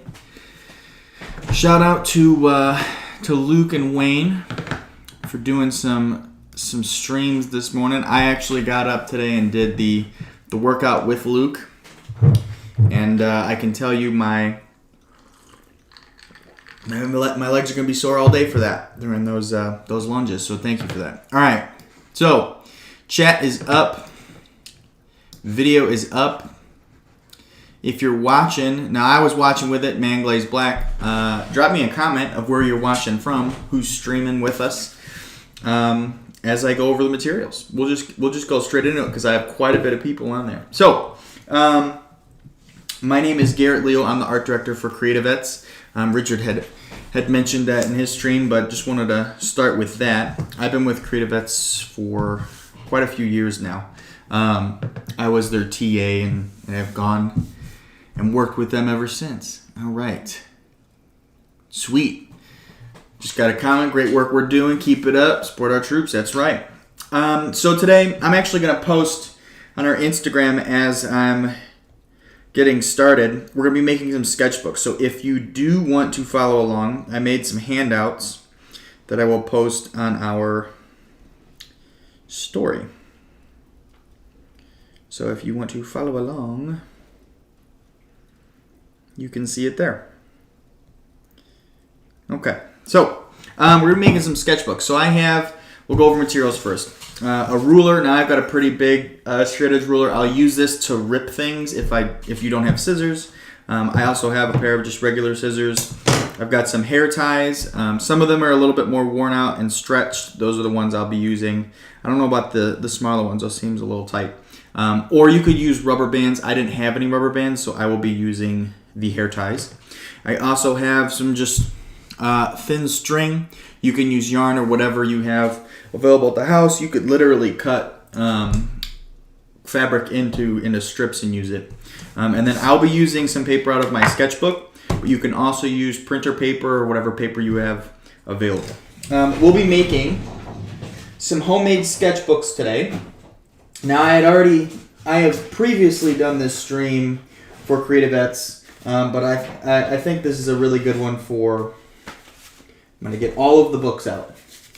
It's really good for any age range. I did this with my all of my students as we're practicing social distancing. I'm a teacher in Chicago as well, so I actually made some demo videos for them and had them do some sketchbooks. So today we'll be doing just a couple actually. We'll be doing, let me grab one. We'll use this guy. No, this one. I have so many. We'll be doing a pamphlet stitch book, right? This is an example that I had made. So using that blue string, using some sketchbook paper, I'll show you how to cut the paper. Super easy, step by step. And then we'll stitch that together. So you don't need any staplers. I'll also show you a saddle stitch stapled book. Now some of these have different colored papers. I'm just going to use white for today. You can mix it up and use magazines. You can use construction paper, whatever you'd like. This was a page out of a magazine I thought was really cool, so I put that as the cover to this sketchbook. This is a saddle stitch stapled book, so I'll actually use this fancy piece of equipment called a saddle stitch stapler. You can get these off Amazon. These are super cool and extremely helpful if you're going to make a lot of comics or zines. So we've got the stitched ones, and you can change the orientation of the paper. So this one is like a more standard book. This one is more of like a Blues Clues notebook, right? So I'll talk about that as I start putting them together. Let's see what other kind. I'll show you a rubber band attached. I make these little almost like field notebooks you can put in your back pocket as you're going throughout the world. If you want to stop and do some sketching, I'll show you how to make that. And then I have a very simple zine composition paper that you can do the super small little book like this. And this is good for like just little doodles or whatever. You can do it as an activity with your kids. This I will use printer paper for because it's one sheet of paper makes this little book. Just gotta thank you for supporting us veterans. Right on. If you are new to watching the CreatiVets stream and new to seeing my face streaming, I am not a veteran. I met Richard, I think it was 5 or 6 years ago now. I met Richard at the School of the Art Institute where we have our art program. And I was currently enrolled there as an undergrad, and they needed a TA for their class. So I became the TA for the CreatiVets course and became really good friends with Richard. And ever since then, they couldn't get rid of me. I came back and back and back as the TA for the course till I graduated, and then curated a couple shows for CreatiVets at the National Veterans Art Museum. And then Richard asked me to be the art director. So I see some more people just jumped on. We'll be making some sketchbooks, and I'll be doing a little drawing activity that's super fun if you have the means to go outside in the bright sun. Or I have my flashlight. We'll do a little in-studio drawing. Like I said, and I think Richard mentioned it, I am in Chicago, so I'm not in Nashville with you all today doing the big streaming party. But look out my window. It's pretty gloomy today, so I'll definitely be using the flashlight. Now, if you're planning on streaming with us for the rest of the week, I'll be doing a little tour interview stream Thursday with Zachary, showing off our Bridgeport space. So as Richard has wonderfully shown off the new space in Nashville, we also have a brick and mortar location here in Chicago. So we'll be showing that off and talking about how that came to be and all the stuff we did to get that set up. Got a hello, Alicia. All right, so let's do the little zine first. So this is a little step-by-step activity. I'm going to check and make sure the images were posted to Instagram.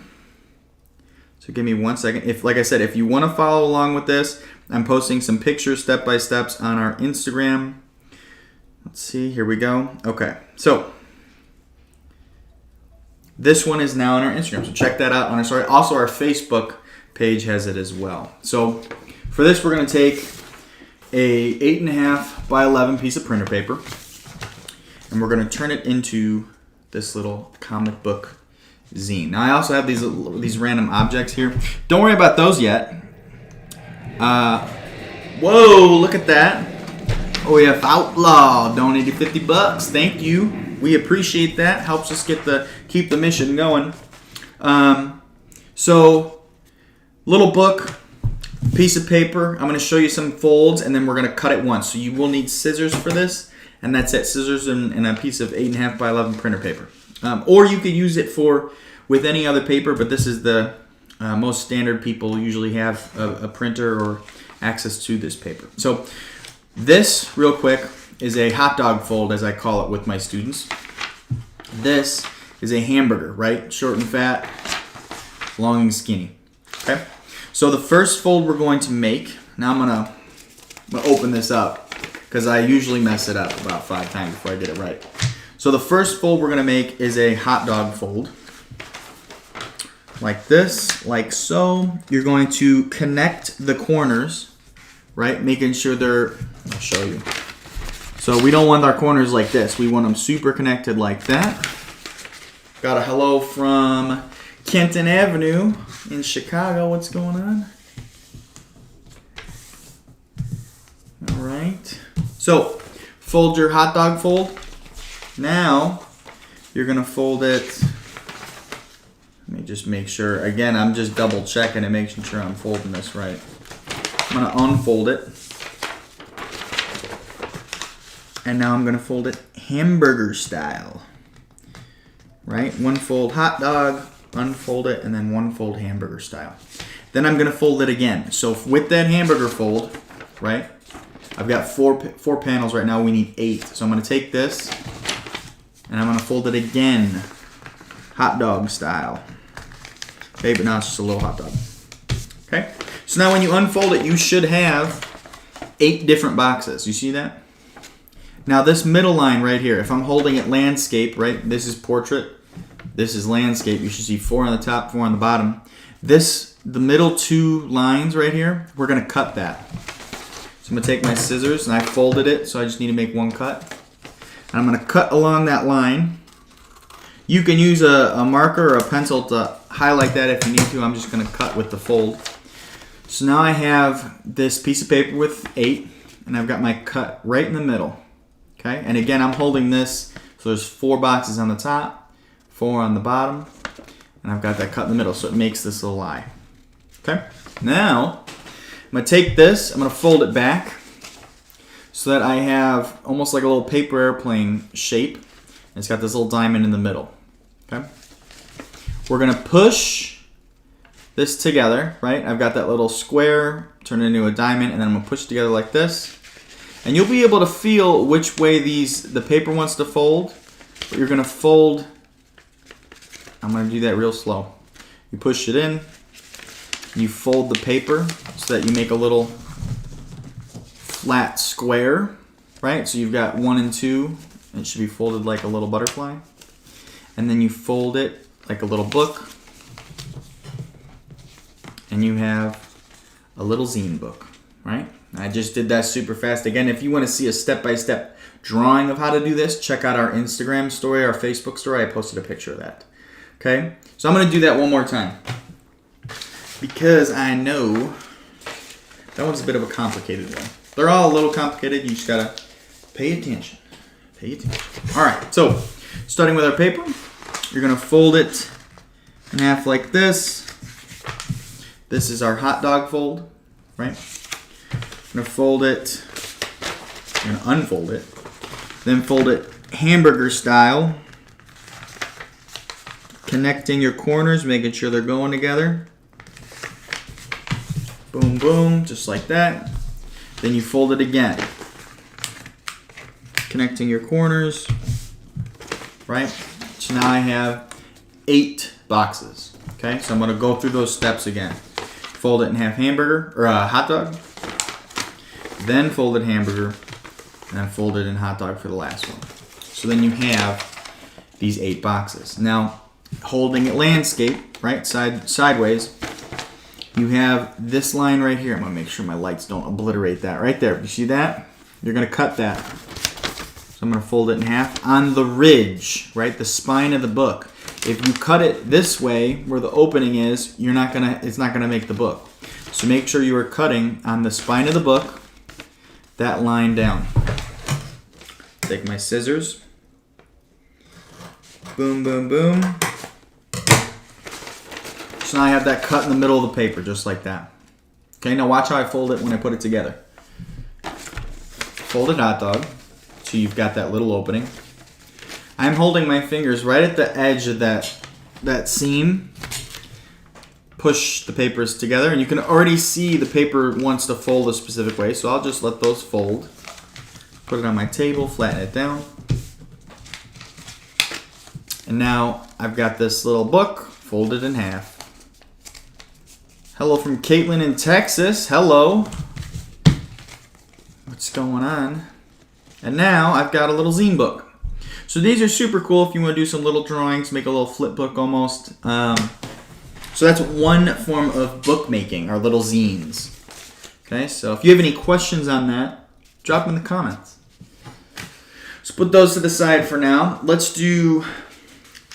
I'll do the rubber band stitch, or maybe I won't. I'll do the string stitch, and I will do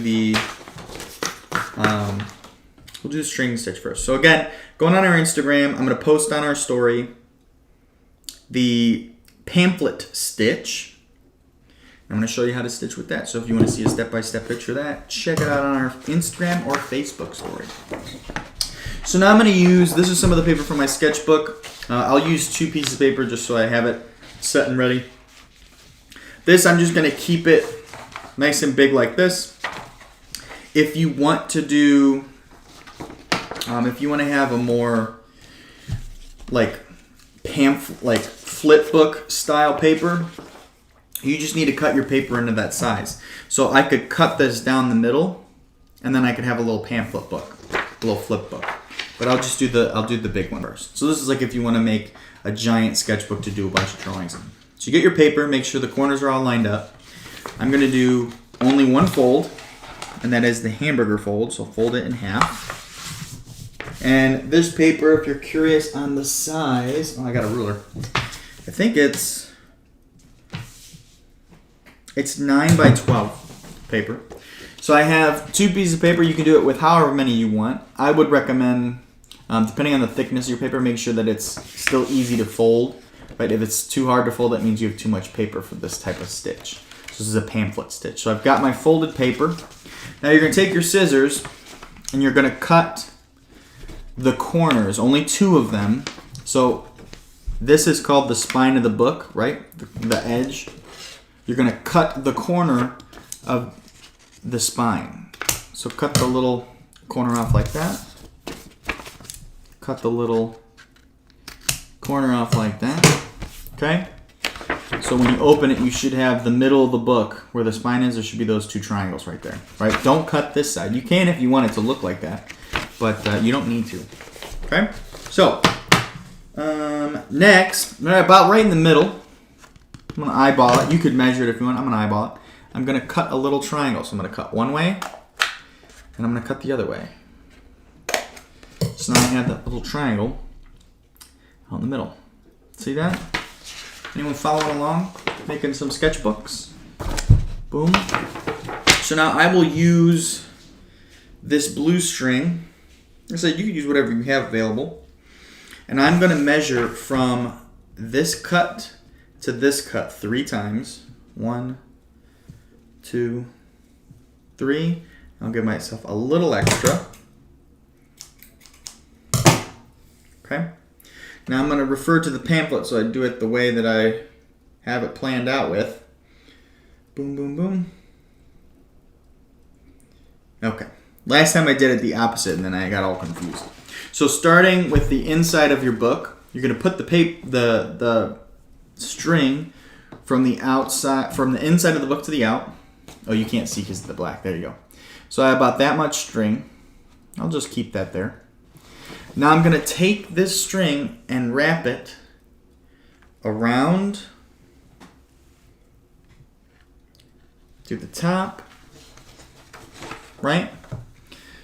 So I've got part of the string from the inside of the book out, which is this, and then I took that string and I wrapped it around, connecting it on those cut pieces. So now I've got this string here, and I'm going to put it through the hole.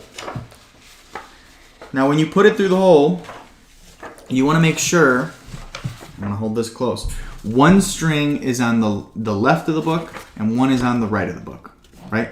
So that this string right here, the spine string, you're going to tie it, and I'm just going to do a double knot, right, like that. Boom, tied it. Then that string stays together, it stays tight. I'm going to do that one more time. Now again, you could do this with any size paper. Obviously, if you're going to go huge, use a little bit stronger of a string. So starting with our cut paper, take your string, put it through the middle cut, so it has a little bit of a tail right there. Take the rest of your string, the big part, wrap it around the book, right? Catching it in those corners so it stays on the spine. And then you're going to take that string and you're going to put it through the hole. And again, when you put it through the hole, one of the strings should be on the left of this center string, and one should be on the right. And then you tie them together. I would do a double knot, boom, 1. Do the first knot lightly, and then the second one pull tight. Okay? So now I have a little pamphlet bound book. Now you could leave the strings there if you want. I'm going to trim mine a little bit so they're not super long. But then there you have it, a little sketchbook that you bound yourself. Okay? Boom. What do we think about that? So that was one version of a pamphlet stitch. We have our zine book. So now if you've already followed along with this, you've got a sketchbook to draw in and you've got some little zines to make some art in. If you want to do a saddle stitch, I'm not actually going to do the saddle stitch because I don't need to. I've got 500 books of saddle stitch books, but I want to show you how to use this tool. If you have this fancy stapler, right? Just like a regular stapler, but it has this giant ledge, okay? If I folded a piece of paper, I'll just use this, right? Pretend I didn't string this up. You can put this on the little saddle, staple once, staple it twice, and then you have a book that is stapled. And I'll show you an example of that. I did not staple that. Did I staple any of these? I think I did. I'll demo it right here. I will demo. So I made this little book. Now again, the way you get the book is just the way you orient the paper and how long you have the paper. But here is I have some little paper in there. I've got a little piece of tracing paper, and then I have a cover. And I'm going to saddle staple it. So you put it on the saddle stapler. Now, obviously, if you have a huge book, you might not be able to use this one. You'll need a bigger one. And I'm going to put it towards the top, staple, towards the bottom, staple. See, I have my staples there, staples on the inside, and now I have a little tiny flip book, just like that. If you don't have one of these, but you're like, I want one of these little books, little flip books, I'll show you how to do that as well. So here's it again. There you go. Shelly said she was starting to run out of sketchbooks. So this is perfect. Perfect. Glad you could find this. So for this one, you get your paper. Now you want your paper in thin strips. So if I was doing it with a paper like this, I would cut it right down the middle. I'll show you how to do that real quick. That would be good. If you don't want a scissor, cut it. You can use a ruler. I'll show you 2 ways. Got my string attached. So 2 ways to cut paper without a pair of scissors. The first one I'll show you is just by folding it, hot dog style, one way. Now this is a tool that I don't have, but you can get, is a bone folder, a bone knife, and you can really press that seam down and compress those paper paper. What word am I looking for? Anyways, fold it one way, fold it the other. Paper fibers, right? I'm really compressing those fibers on that one seam. I'm gonna fold it back again. Fold it back again. Boom. And now, let me adjust myself. You should be able to rip this with just your hand. So I'm gonna start the edge right there, right, that little rip. Now I'm gonna press with my fingers and turn it like this, okay?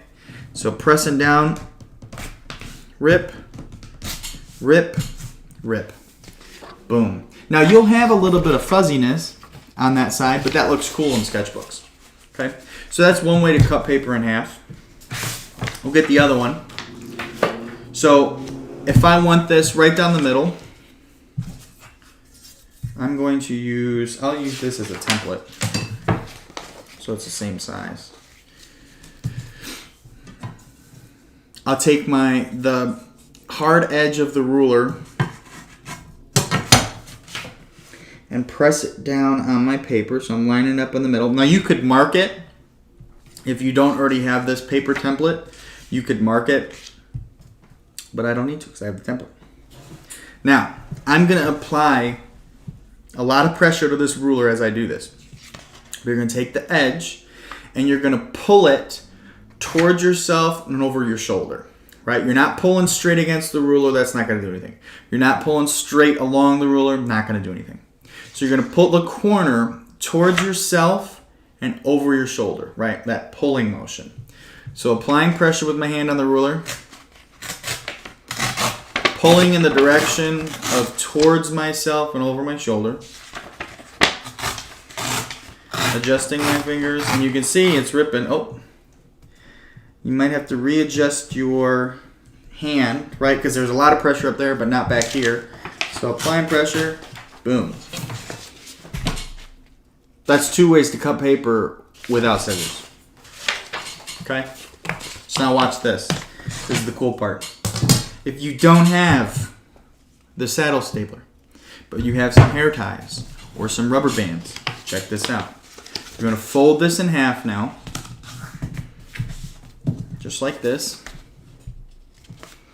I'm going to cut the corners. Now you could do little cuts or big cuts, whatever aesthetic you want for your book. I did 2 little cuts of just the corner of the spine, right? The spine of the book. I'm not cutting these. You can if you want. Real quick, just throwing it out there.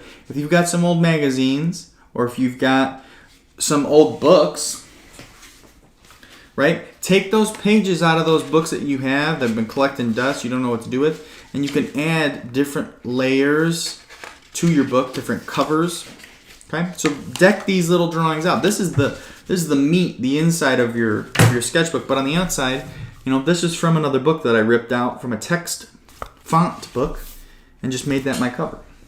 Okay, so for this, I made the paper strips, folded it in half, cut the corners. Now you take a hair tie or a rubber band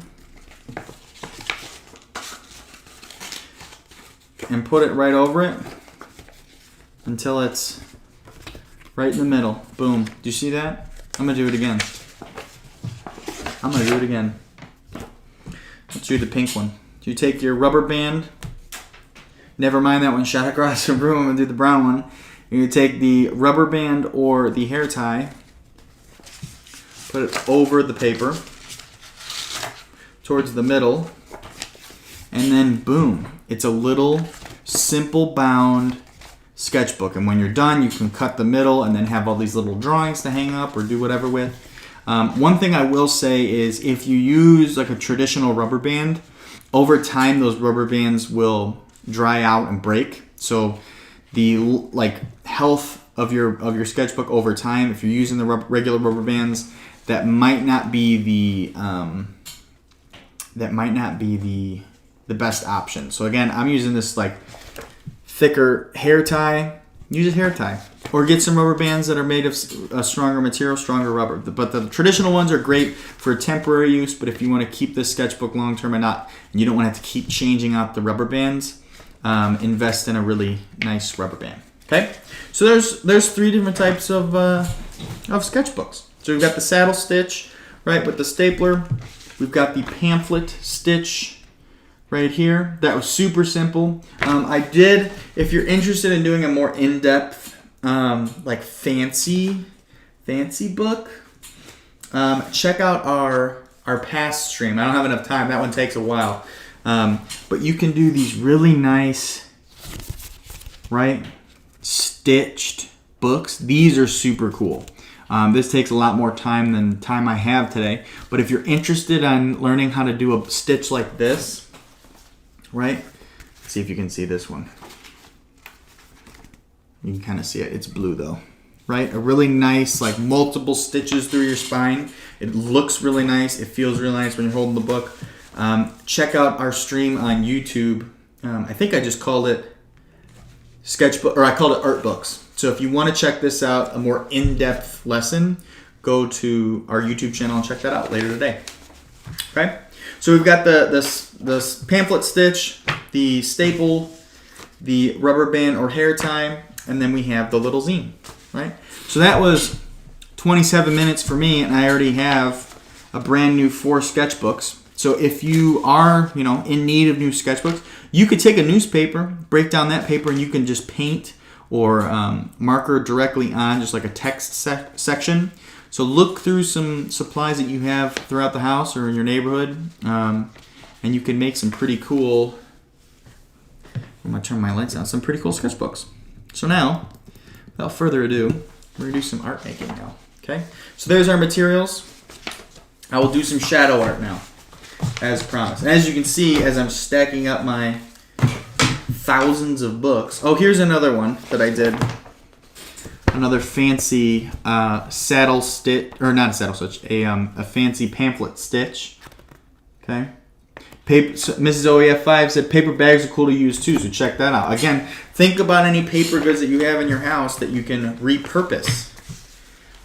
When we had a class running in Dallas, and I went down and I actually made these 2 books there during that class, and we repurposed a lot of old books, right? You can see certain pages are just text or maps. Some of them are actually sketching pages, but repurpose your books. And you don't have to use them as sketchbooks. You can use them strictly as art books, right? Show off a final piece of the object that you made. There's all my books that I've made over time. Check that out. Okay. Boom, what'd I just get? I just got another thing. Ooh, someone's following us. Right on. Again, I didn't mention this at all. Today's Giving Tuesday. So if you want to donate to us, donate to us. Just a couple things we got going on that I'll I'll highlight now before I start the art making. If you go on our Instagram, we're having an Instagram just real fast contest. If you follow Wayne, who was the streamer prior to me, Wayne Brzezinka, and you follow CreatiVets, and you DM CreatiVets and say, hey, we want that giveaway print from Wayne. If you follow both of us and you message us that, you'll be entered to win. And from last time I checked, no one's entered yet. Go check that out. Let me show you. I brought this in here. If Wayne was still watching. Here's my Johnny Cash print. This is a piece that he made. This is a print of it. Super cool. Very awesome. So if you want your very own Wayne print to hang up in your house of his awesome art, go follow CreatiVets, go follow Wayne, and then message us. Right? This type of art could be yours. Check that out. Go do that now. Right now. Go do it. I have a little giveaway before I get to the art making. We'll do the same thing. Boom. Mr. 2 Cent, the rock cans. I'll do the same thing. If you want one of the CreatiVets toy soldier prints that I designed and drew, if you want one of these bad boys, go follow my Instagram and go follow CreatiVets, and then message either me or CreatiVets and say, hey, we want this print. We followed both of you. You could win another print. So that's 2 prints, 2 art pieces that you could get in 5 minutes if you're the only one that does it. So go on Instagram, follow Wayne and follow CreatiVets to get one of his art pieces. Follow me, follow CreatiVets, message us, and you get one of the CreatiVets collab designs, the toy soldier prints. Check that out. Right? Both of these, I don't know what type of, this is on a nice canvas board or foam board. It's got a nice print quality paper. It comes in a little sleeve like this. If you get this one, it's a nice museum paper, got a little texture to it. It's a risograph print, right? Super fancy. It's almost like a screen print, but with a machine. And then I'll even hand autograph mine if you want it. If you want my signature, so go do that. I'll post. Yeah, just go on CreatiVets, and I'll put that in the comments right as I'm done with this. Sound good? Okay. Boom. You know what? I'll do this right now. Take a moment. If you have any questions for me, now's the time to ask because I'm getting distracted. But I'm going to put Wayne's Instagram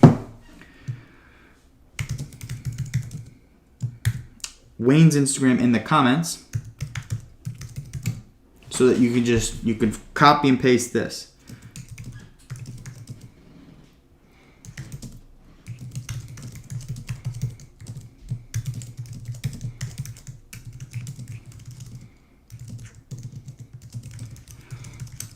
Boom. Check that out. There's Wayne's.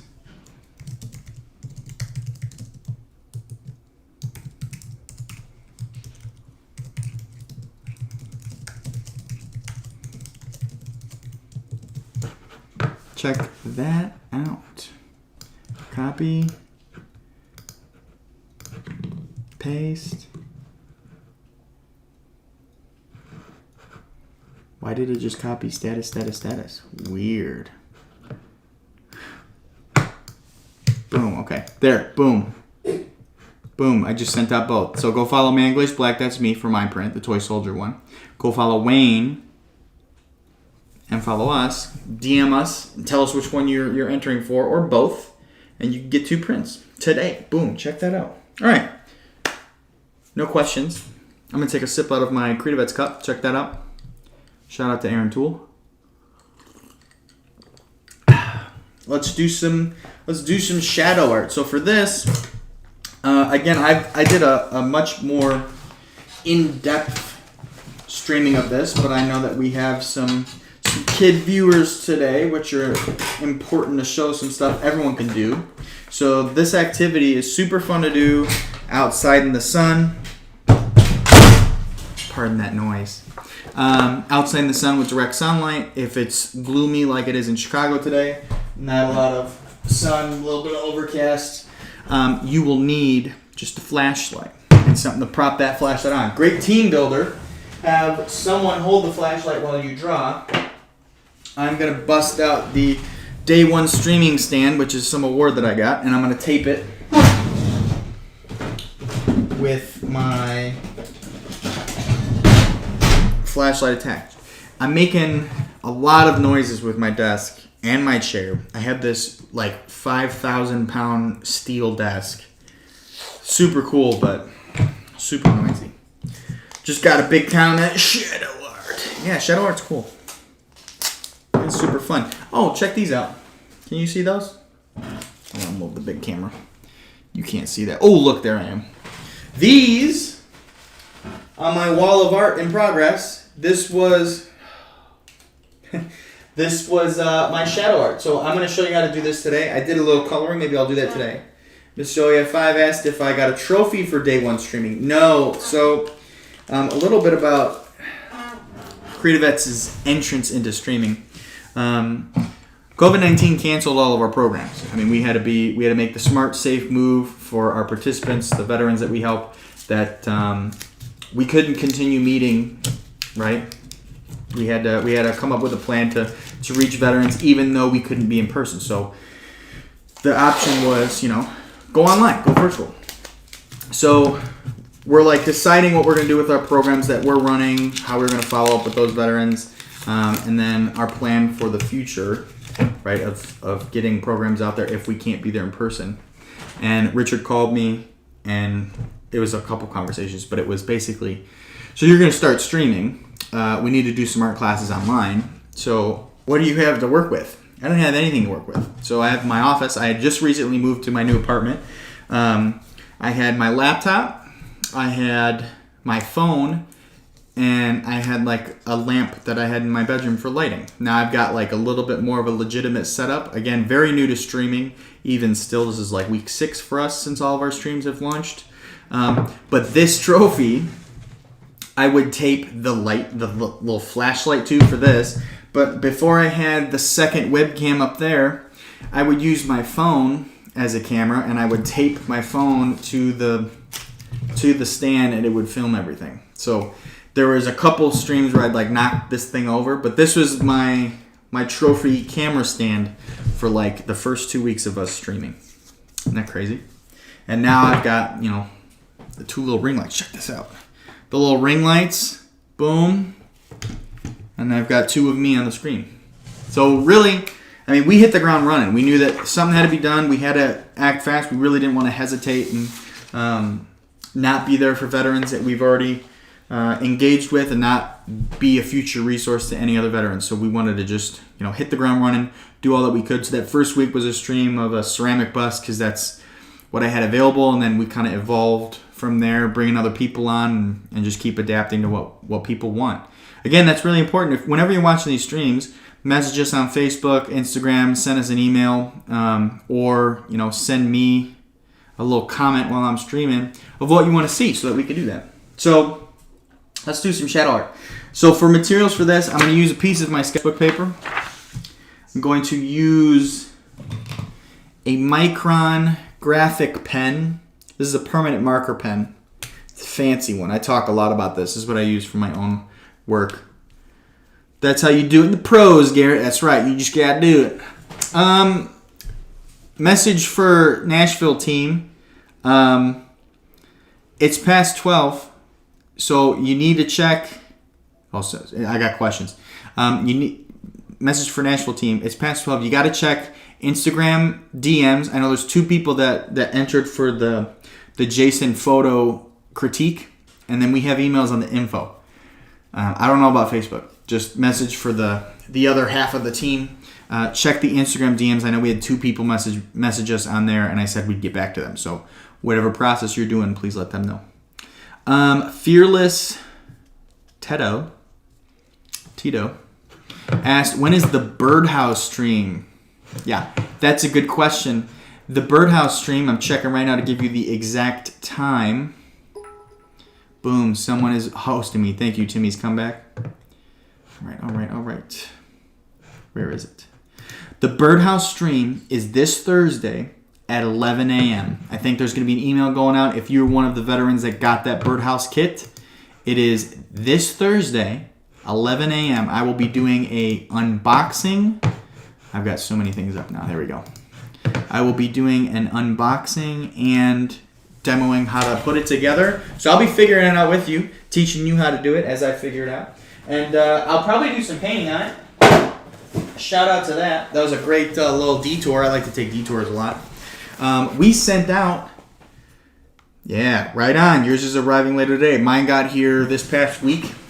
We sent out 10 of these boxes, one to myself, and then 10 other ones, to veterans so that we could do some more classes hands-on with you. So a lot of these things that we do with all of our streams is just getting whatever you have available, we're thinking on our end, what could they possibly have laying around their house?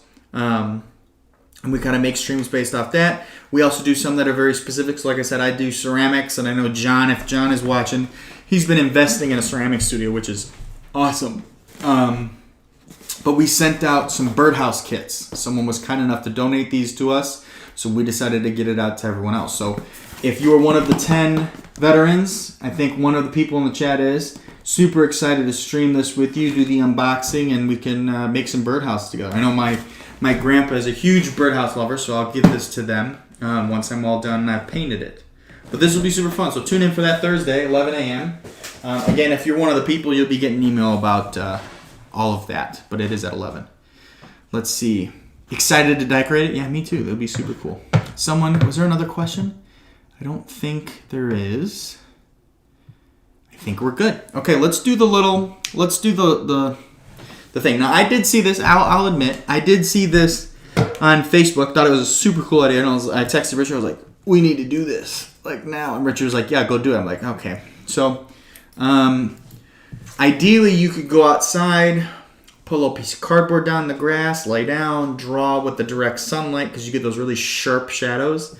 I don't have that luxury in the gloomy Chicago, but I've got this little flashlight. And I've got a cool question that'll get me to ramble for another 10 minutes. So I'm going to get started, Shelly, and then I will talk about that question. Shelly asked me, what inspired you to do art? Richard's on the other end of this and is like, I inspired him. Okay, so this is really bright. Ooh, I look scary, but we'll go with it. So I've got my flashlight set up, and I have a couple objects. Okay, let's see. I forgot how I did this last time. It's hard to see it because the light's so bright. I don't know if you're going to be able to see it. Let me turn these ones off. No. Okay, there you go. That kind of gives the idea. You put the object on whatever it is, and this is great for, I saw an example of like dinosaur toys. So I have this wax cast. These are super cool. If you're from Chicago, I don't know if they do it in other cities, but they've got these little wax machines. It's like $3 to make these things, but they like mold it right in front of you at like museums and zoos and stuff. So I've got this waxed Tyrannosaurus. That's not Tyrannosaurus. That's a Triceratops. Goof. I've got this cool art piece. Shout out to my boy Ryan. He made this. Super cool. He gifted this to me. He was one of our participants in the Chicago program. I've had this on my art shelf, but I took it out because I think it gives some cool shadows. And I've got this just glass bottle because I found out, I did one over there. The glass pieces give you a lot more shadows to trace. So what I'll do is, I'm going to tape my paper down so that it doesn't move at all while I'm drawing. You don't have to do this, but I would recommend it so that your paper doesn't go moving and messing up your shadows. So if you're going to do this outside in the sun, maybe in your backyard or something, super fun. A couple people had done that. Tape it to a piece of cardboard or something so you have something to move around, or if you have a little palette or artist board. But I'm taping the corners. Okay? Then what you're going to do is you're just going to trace all the lines that you see. So I'll leave it like this. You can't really see me that well. I guess that's not important. Kyle wanted to see me, but... and then you move your object to wherever you think it's a cool composition. I like it right there. And then I'm just going to start drawing, and I'll talk about something else. Shelly asked me what inspired me to do art. So ever since I was a kid, I had been drawing and doodling. I just was always drawn to it. I actually, when I was 8 years old, I used to draw this character called the Creeper over and over and over again. And my dad, shout out to my dad for always being supportive. Shout out to my whole family for always being supportive of me being creative. He copyrighted the cartoon character. Do I have him laying around somewhere? I should. He's probably in this drawer. Let me see. See? I knew I'd get distracted. Yeah, so here's a little print. black thing I did. Oh, you can't see that. Oh, I have a magnet. So that's the creeper. That was a little patch that I did. So he copyrighted that character, which gave me the like inspiration to keep going. I was like, oh, that's cool. That's like just mine. So that was super awesome. But I was always, I watched cartoons. I read comic books as a kid. So drawing was always something that I looked forward to doing whenever I could. But it wasn't until high school. I went to Lane Tech. Shout out to any Lane Techers watching. I went to Lane Tech High School in Chicago, and you had to pick a major when you went there. So I picked art as my major because I didn't want to do drafting. Fun story. So I indirectly chose the rest of my life because I didn't want to do drafting. So, I chose an art major. I did painting. I actually applied to the School of the Art Institute of Chicago for college, and I did that by my watercolor paintings I used to do. And I would do like landscape watercolor paintings. And I got in with that, but when I was a junior, I took ceramics just because I had the extra credit, and fell in love with the medium. Okay. So I fell in love with the medium, and that's really what I do now is ceramics. And that's what I did in college. So inspiration for making art was always just, I like doing it. I like drawing and coming up with things and building things. All right, check that out. So that was just, right, this was here, and then it's got that really big abstract shadow. Where's a good spot to see this? Right here. Check that out. Cool? Shadow art. I'll do another one. I got time. But then I started doing ceramics. Junior year, senior year, and I did portraiture, and I was just, I had a natural, I was just naturally good at it. Not to toot my own horn, but it just made sense to me. Sometimes you do things and it's just like, yeah, this feels right. I know what I'm doing. I like what I'm doing. So that's what I did.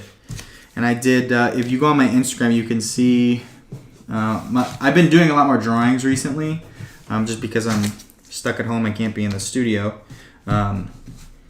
But I used to do a lot of ceramic work, and I did life-size figures, so like 7-foot tall figures. You can go on my website, garrettleo.com, if you're interested in looking at that. But I did these 7 feet tall coal miner figures that were made out of ceramics that I build, from the bottom up. And I used to do that. And now I make like ceramic jugs and faces and portraits, and I've been doing some paintings and stuff.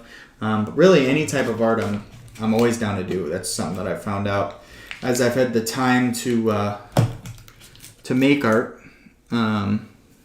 Is that I like doing all of it. So recently I've been doing a lot of portraiture. Show this off. All those drawings I've done in quarantine.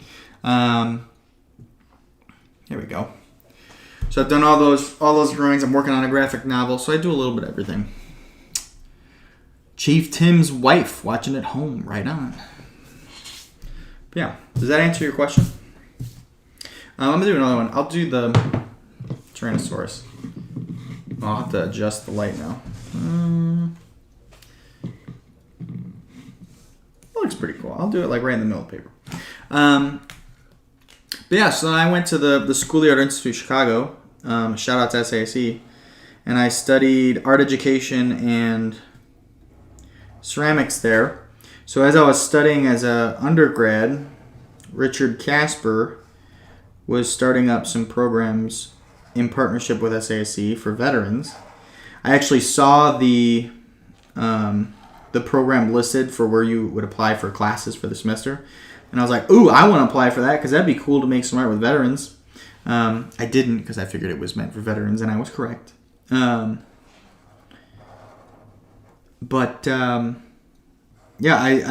They needed a TA for the second year they did it. And my bosses, I worked for the ceramics department. They recommended me. I interviewed with the continuing studies department, which is where the program is ran through, and I interviewed with Richard. It was more Richard got on the phone and was like, so you wanna be our TA? This is kind of what we do. When do you want to start? That was the interview. And then, was their TA for 2 classes, I believe. And then came back as like a private contractor for a year's class because I couldn't be employed by the school anymore because I had graduated. And then after that, they brought me on as their art director, and I've been working with them, instructing for them ever since. And I've gone to their Dallas programs, and that's just like Richard. Yeah, that was the extent of my interview. And now I teach with Zachary in Chicago, our Chicago team leader.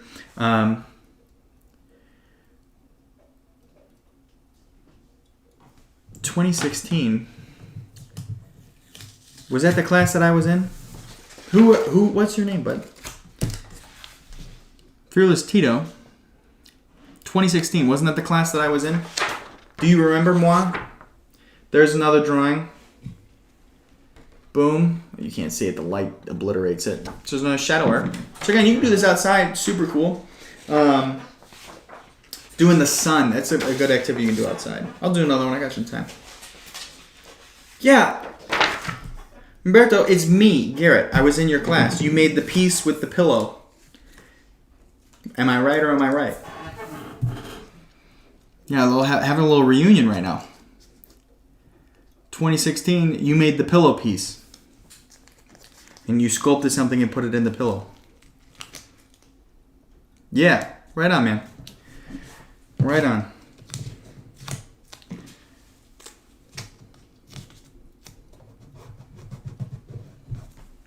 Alright, so we'll do one more. I have 3 objects. I was like that the name sounds familiar, and then it was like I'm realizing one of our graduates that was my first class. Was with you. And yeah, ever since then I've been doing the same thing. So now I've got one more object. I think I only have 9 more minutes. Let me just check. I want to check the schedule. Richard, can you confirm? I'm getting off at 1. You want me to be on till 1? Let me just see. I don't want to run over and then set people back. They're gonna let me know either way, but let's see. Yeah, 1 o'clock supposedly is songwriting. Are we still set on that? Can you confirm? Can you tell me? I can stay on longer. I can stay on all day. Let me know. We're doing this all day. Yeah, if this is your first time streaming with us, we're doing streams.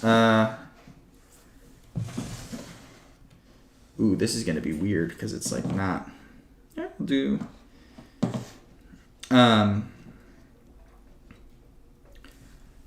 We're doing streams from like today, basically all day long for the next 3 days. Super fun.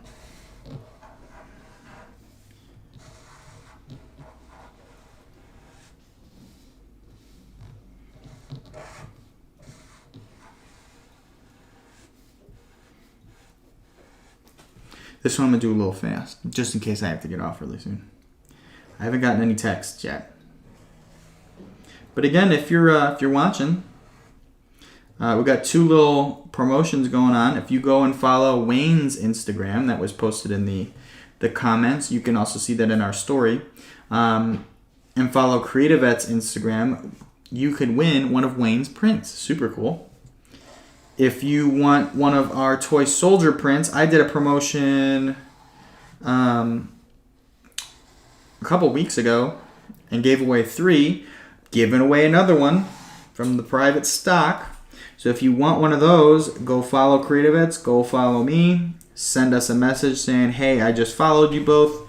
I want the art piece. We can get that to you. I'm only giving away 1 this time, so act fast. I think there's only 1 for Wayne, too.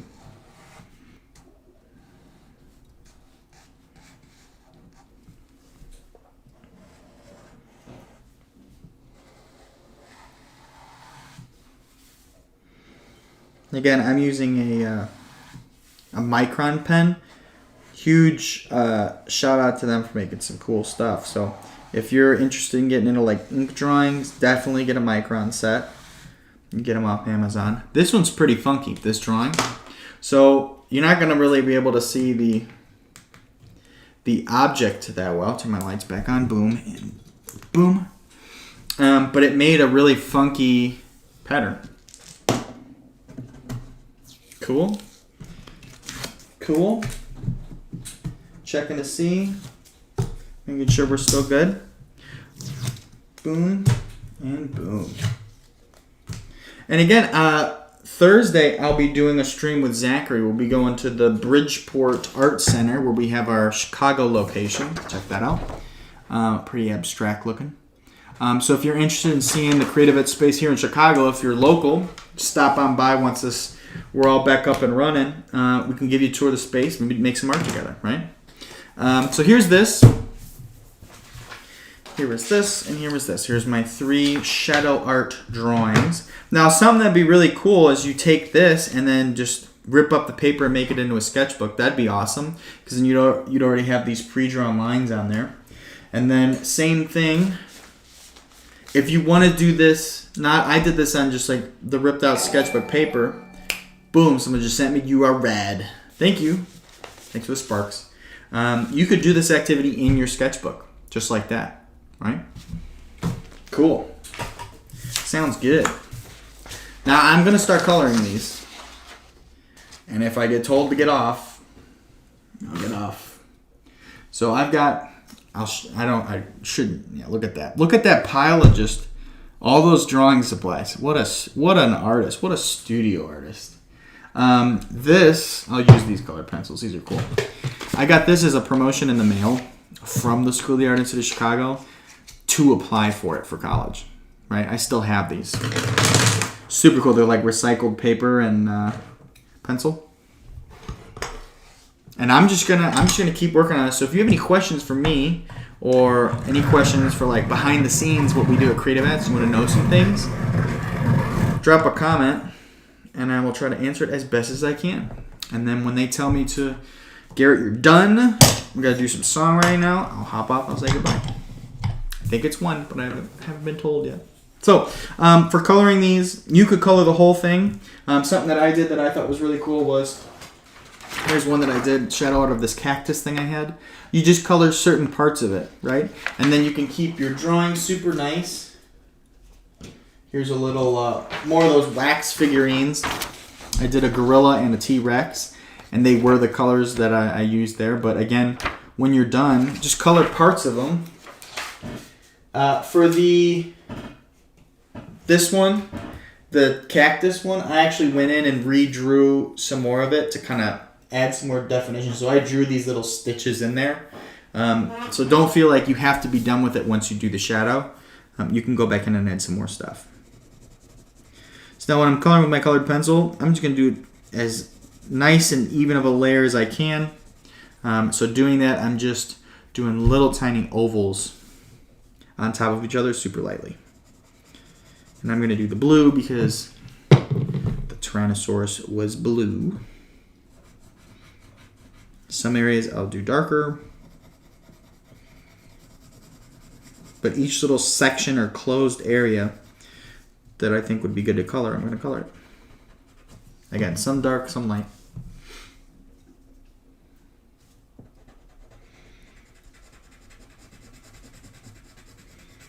The darker areas, I'm just going back and forth, but the lighter areas, again, do little light circles or oval shapes. Just slowly build up that layer of graphite, of pigment.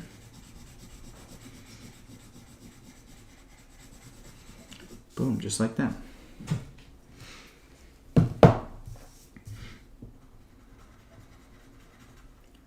Boom, you see that? Art, magic. And again, if you, once we're done streaming today, all of our live streams, please stay on, donate to us, keep our programs running so we can keep sending out art boxes to vets, keep doing some online classes during these stressful times. But when we're all done here today, definitely go on our YouTube channel and check out all of our other videos. Subscribe to us. You can see all the little posts that we make. Go follow us on Instagram. Like us on Facebook. There, I think that's done. That one looks pretty good. I'm going to tape it hanging up on my wall. That was one of the cool things about my last apartment. I did not have a office or studio space, but this one I do. So I'm making the most of it. This whole wall I'm covering with all the drawings that I do, just to have them up there. So I'm gonna use, now I've got the green, I'm coloring the green bottle one, using a green colored pencil. I'm gonna sharpen it again. This like suction cup sharpener, which is super cool.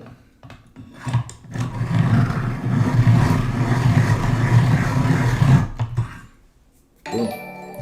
Boom. 50 embers. Thank you. We appreciate it. Okay. Coloring this one now. I just posted some videos from my students before I hopped on this. Some salt dough recipes. If you haven't seen that stream, check that one out too. The where I made the like at-home clay. It's Play-Doh, but you can use it as clay to do some sculptures and let it air dry or bake it. If you're interested in sculpting, you could be like John and just get a whole setup for ceramics, or you could start off with some salt dough, whatever you like. Let's see. I'll do this whole thing.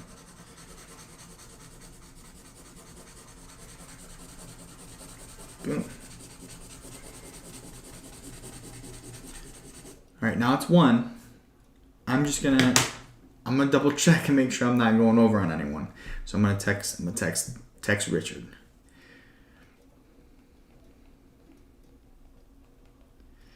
Boom. We got a smooth program running today.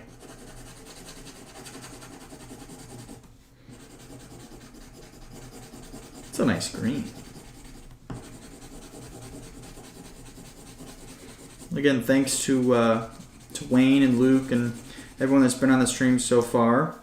We're excited to have this the next 3 days. We've got some pretty awesome streams set up, and they're going to be all day long. Super cool. Excited to do that. You can hang out with us all day.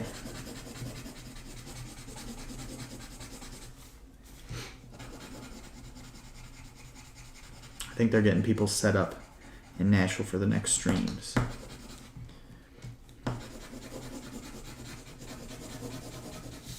Boom. So let's get in there, right? Check that out. Need something down here though. I'm gonna break the rules. I'm gonna go back in with that pen again. Boom. Boom. Did I just get something? Ooh. Just got a follow by A Humbled God. Check out his video game channel. A Humbled God. It is a nice green, right? These colored pencils are super cool. Unless SAC wanted you to apply for their programs, I don't think you have these. These are VIP pencils. It matches the bottle pretty nicely.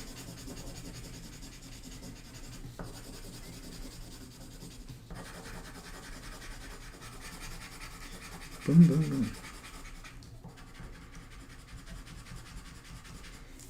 And this is a cool activity. Again, you can do it with your kids. You can do it on your own. I enjoy doing these. But it's really nice doing drawings like this where they're a little bit more abstract so that you don't feel as pressured to draw something pretty or nice, right? Things can be ugly. Things can be ugly in a good way, right? They're all unique. That's the important part.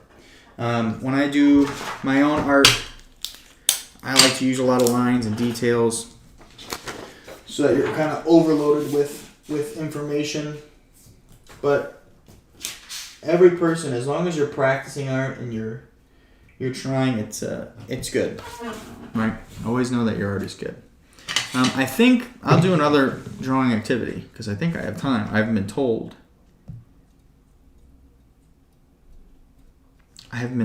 That I have to get off. So we're just gonna do another activity. I'll show you another drawing thing. Check this out. Making sure we still got quite a few people on here. Thanks for staying with us. We got some songwriting coming up, and we're gonna be doing some photography stuff later with Jason. I think they're probably figuring that out, the contest.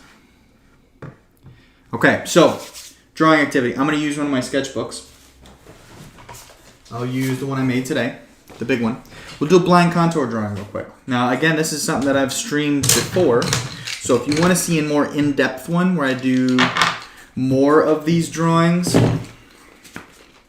of different things, go check out those streams. But a blind contour drawing. So little art lesson for you. A contour is the line of an edge or a curve that you see. So I'm doing this on my face because I'm going to draw a self-portrait on this paper. So self-portrait meaning my head, my neck, and my shoulders. Okay.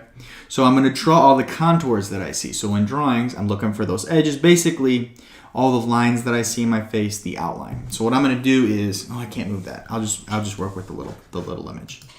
I'm going to look at my little camera and I'm going to draw a self-portrait. There's a couple rules to doing a blind contour game. Rule number 1 is I can draw what I see. Now I'm going to try to do it for a minute and then stop myself there. So that's rule number 1. Draw for a minute and draw what you see. It's important that I'm not drawing anything I'm making up. I'm trying to draw exactly what I'm looking at, because when you do these activities, these games, it practices your hand-eye coordination, right? Because you're drawing what you're observing. Now the second rule for a blind contour game is, is that focus? There we go. Is you cannot look at the paper, okay? And again, that's practicing your hand-eye coordination. So here we go. I'm going to draw myself. So I would recommend starting in the middle of the face.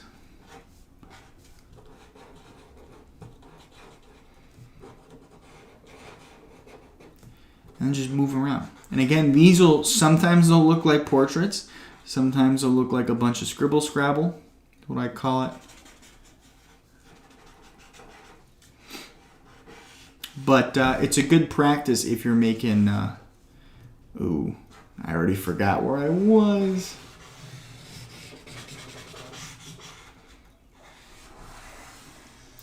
If you forget where you were, you just got to keep going with it. Can't find me on Twitch? Go to CreatiVets Live. Let me see if I'm up. Am I up? It says I'm online. It says I have no viewers on Twitch, but it says I'm online. Can we confirm? Thank you for that comment. Okay, we'll stop there. Check this out. Blind contour of me. Boom, there it is. I didn't get to do the neck and shoulders, but I stopped because I had to check something. Right? So blind contour, again, I've been doing this for a while, so you can kind of see everything somewhat is in the right space. I'm actually really proud of that nose. It does kind of look like my nose. But that's a good little activity. And then the same thing with coloring, like I did with these. You can color in the little closed areas. Right? I'll do another portrait right here. I'll do it one page. Okay? Here we go. Doing another one. Now this one, I'll add another layer. So rule number 1, you draw what you see. Rule number 2 is you draw. Here we go. Sweet. Just got a message from John. So rule number 1 is you draw what you see. Rule number 2, draw until the timer's up. So time each other. That'd be a good activity, a little test. Rule number 3 is can't look at your paper. And rule number 4 is once this marker hits the paper, I can't pick it up. So this is called a continuous line blind contour drawing, right? So for this one, Shelly says she did a challenge where she couldn't look a few years back. Yeah, these are super cool. I do this with my students. It's a fun game day, right? Breaks up our projects, but it's also really helpful for developing your drawing skills, right?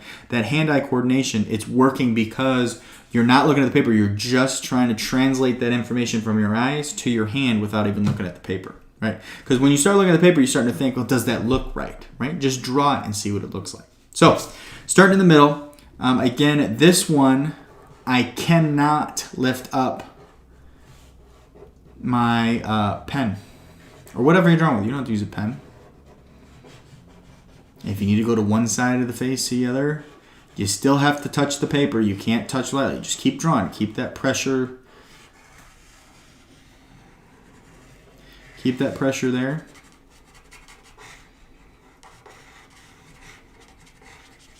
I draw my hair, my beard, my thin beard.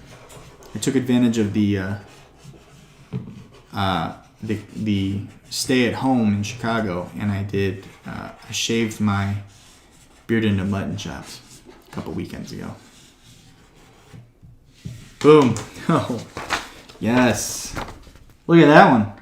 So that one's interesting. You see all those lines that are moving around and connecting things? So check this out. So this is a blind contour. This is a continuous line. It kind of looks better, in my humble opinion. Doodling duos. Yeah, we did I just got a comment. Okay. I just got the green light that Rick is ready to go. I'm going to finish this activity up, and then we'll, when I'm done here, we'll have them switch over to songwriting. So, we did a stream called Dueling Doodles, or Doodling Duos. I think it was Dueling Doodles, something along those lines. We did a stream, me and Zachary, and we drew each other. That's what these drawings are from. Can you see those? I gotta click my thing. Can you see that? Yeah. So this is a continuous line and a memory drawing of Zachary that I did of him. This looks just like Zachary. I think we say that in every stream. I bring it up. That looks just like him. He's our Chicago team leader. You can check him out on Instagram, Zachary Aloysius. I post about his stuff a lot. Tag him in my stories. So I'll do one more drawing, and then we'll switch over to Rick. Do some songwriting today, right? Oh, just marked my hand. Okay, so one more. So this was a continuous line, or no. This was a blind contour. This was a continuous line. This last one will be a memory drawing. Now again, I'm kind of just drawing these and briefly talking about the rules. If you want to watch a stream, Sapper6 Arts just commented it. Go find our Dueling Doodles. I think that's what it was called. On our YouTube or Facebook page. That's with me and Zachary. And I kind of teach him a more in-depth lesson of these activities and talk more about why you do this as an artist. Boom! Awesome Ketchup just sent me a police light. So this last one will be a memory drawing. So for this one, I'm gonna look at the little camera of me for about 5 seconds. I'm gonna study all the details, and then I'm gonna draw from memory. Okay. So now I have two options. I could do a continuous line where I keep it on the paper the whole time, or I could pick up the marker. It's totally up to me. I might do a little bit of both throughout the drawing, but I'm going to study for 5 seconds, and then I can't look at the paper, so I'll look away or I'll close my eyes, one of the two, and then I'll draw a self-portrait. Cool? Cool, here we go. All right. Studying in 5, 4, 3, 2, 1, go. All right. 4, 3, 2, 1, and close. So again, I can choose to pick up the pencil.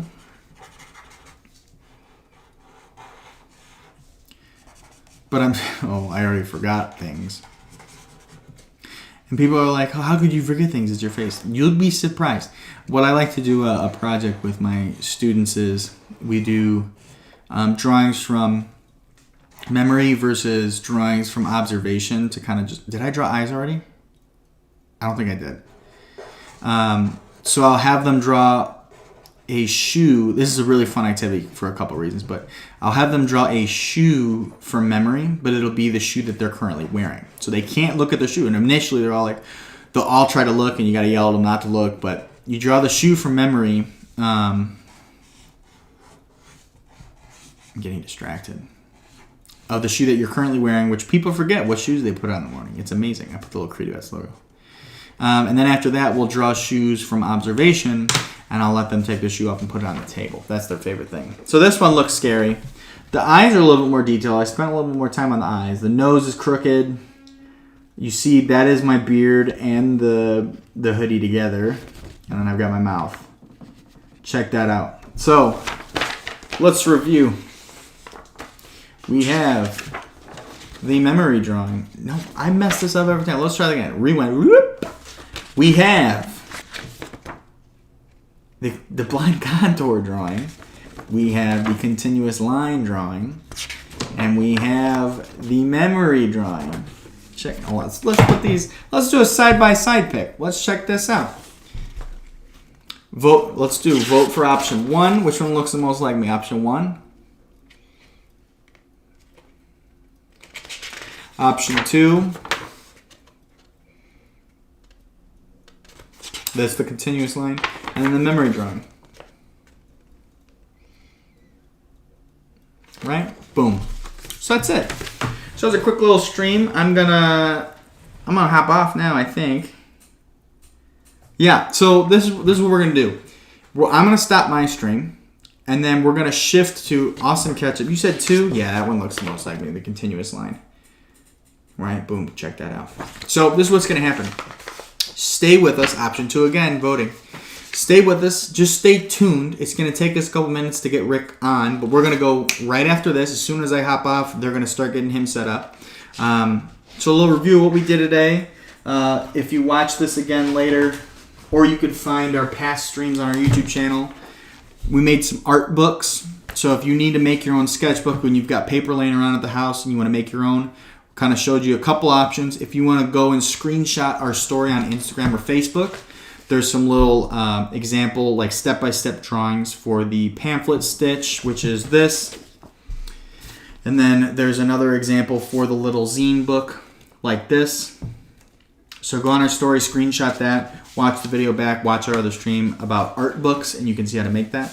And then we went a little off course today. We did some shadow art, which are these drawings here. So using a flashlight or going outside in the sun, highly recommend that. And then this last one was our why do I keep blanking on this? Blind contour, continuous line, and memory drawing. So do these. These are great. This is a great activity. Make a sketchbook. Draw some friends. You can do a self-portrait, or you can draw someone else that you're in your house with, or FaceTime and do it. I FaceTimed Zach and did it for a stream. That was super fun. So that's it. Stay tuned. Donate to CreatiVets. Reminder, you can get a Wayne Brzezinka print. Not this one. It's a different one. Follow him, follow CreatiVets, and then DM us and say, hey, I followed both of you. Can I get one of them Wayne prints? And then you might get picked for that. We'll raffle it off. And then for me, again, follow me, follow CreatiVets, message either me or CreatiVets and say, hey, I followed you both. Can I get one of them toy soldier prints? And we will also send this out. Right? So check that out. Do a little giveaway today. Okay? So I'm ending now. Richard, I think I've given the green light. Yes. Boop, boop, boop, boop, boop. Okay, so I'm going to end. They're going to take it over. Stay tuned. We got quite a few people on here. Stay on. Just wait a second. Sound good? Sound good.